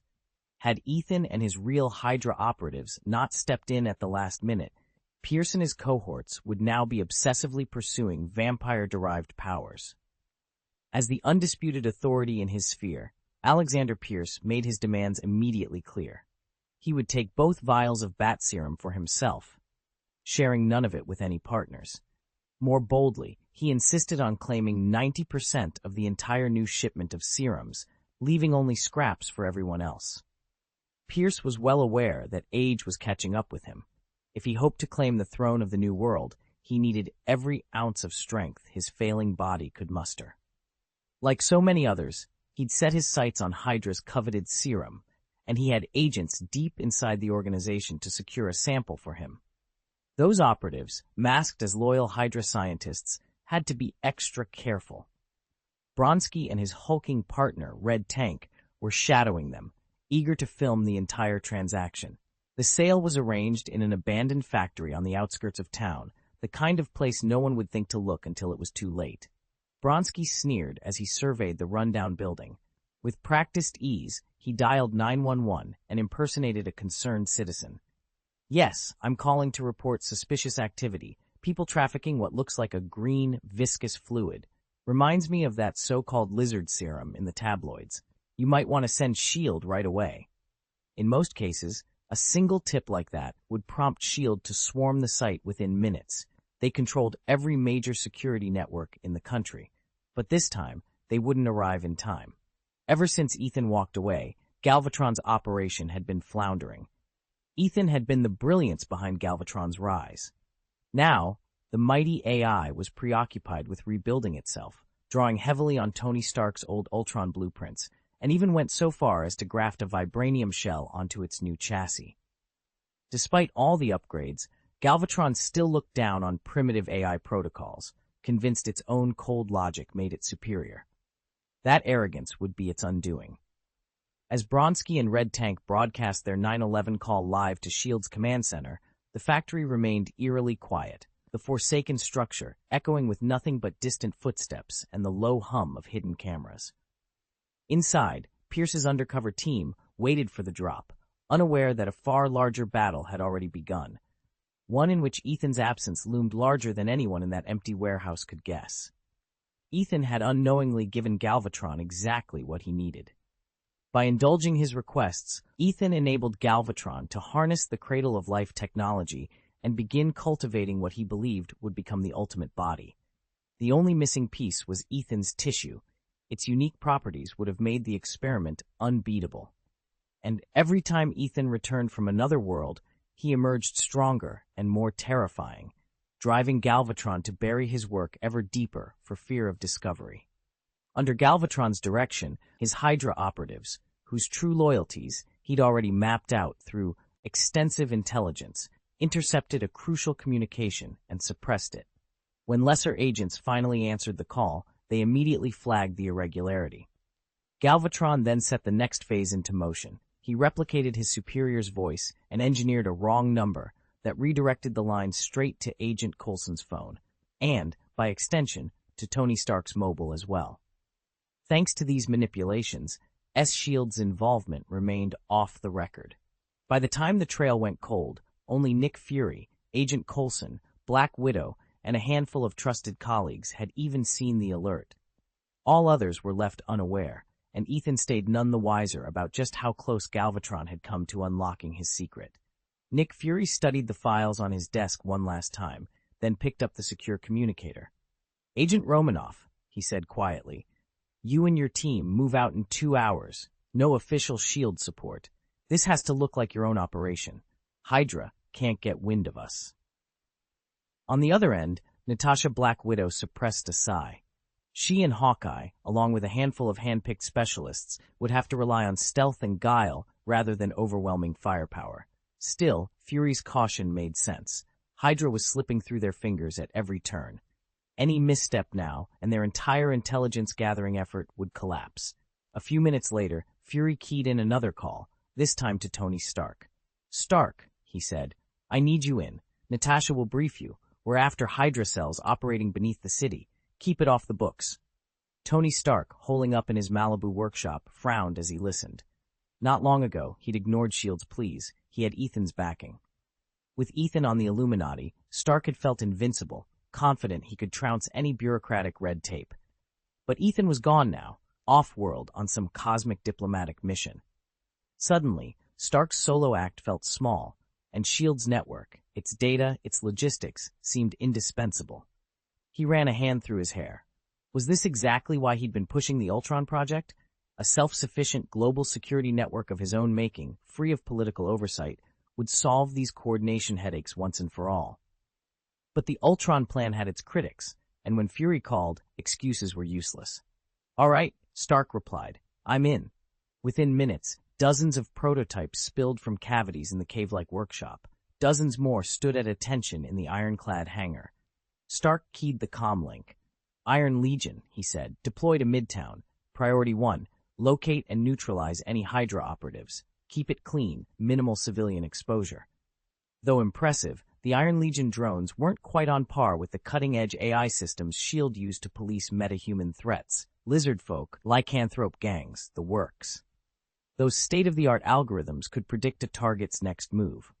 Stark's suits still relied partly on remote commands and his own pan-optic sensors. But with 100 armored enforcers at his disposal, he was ready to make up for any shortfall in brute force. As the first armors lifted off, Tony paused, glancing at the empty computer terminal where Ethan's last mission report had blinked. No matter. Between Natasha's field team, S.H.I.E.L.D.'s intel net, and Stark's armored glove on the world, Fury just might unmask Hydra's next big strike, and Stark would be right there to turn the tide. It was like comparing Hammer Industries' bulky steel robots to Tony Stark's sleek Iron Man suit. Even against 100 enemies, as long as the firepower held out, one Iron Man was more than a match for the Horde. Having been through so many battles in this world, Tony had already pushed his suit's combat capabilities to their utmost limits.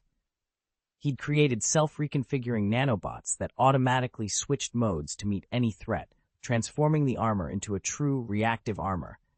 His older nanosuits were scrapped entirely in favor of this far more versatile design. But Tony didn't stop there. Expecting supervillains such as Bronsky, Red Tank, and Colossus to emerge at any moment, he unveiled his grandest creation yet, the anti-Hydra armor. A colossal exoskeleton standing 10 meters tall, it loomed over the battlefield like a mechanized titan. Clad in that massive suit, Tony strode in alone, cutting through Hydra's elite forces and capturing every last infiltrator in a single breathtaking assault. Hydra's real undercover agents never saw it coming.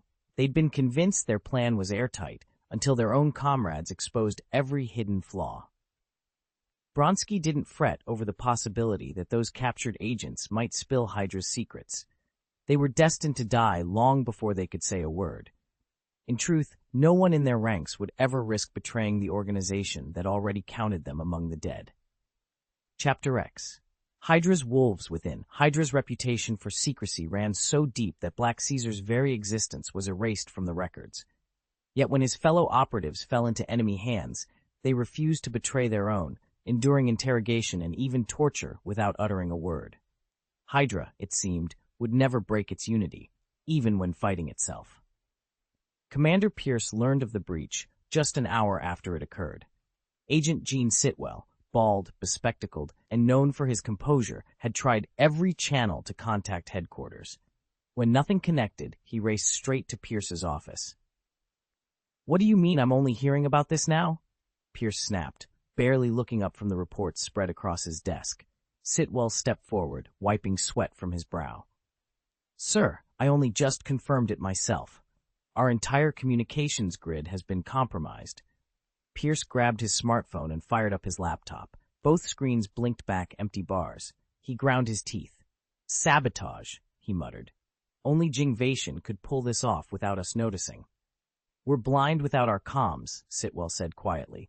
Pierce slammed his fist onto the desk. "Then we'll have to work the old-fashioned way. Get Fury on the line, or on site. Within the hour, his team will have every Hydra agent in our interrogation cells." Sitwell nodded. "Right away, sir." As Sitwell turned to leave, Pierce stared at the closed door, mind racing. In Hydra's world, loyalty was absolute, and betrayal was just another tool of war.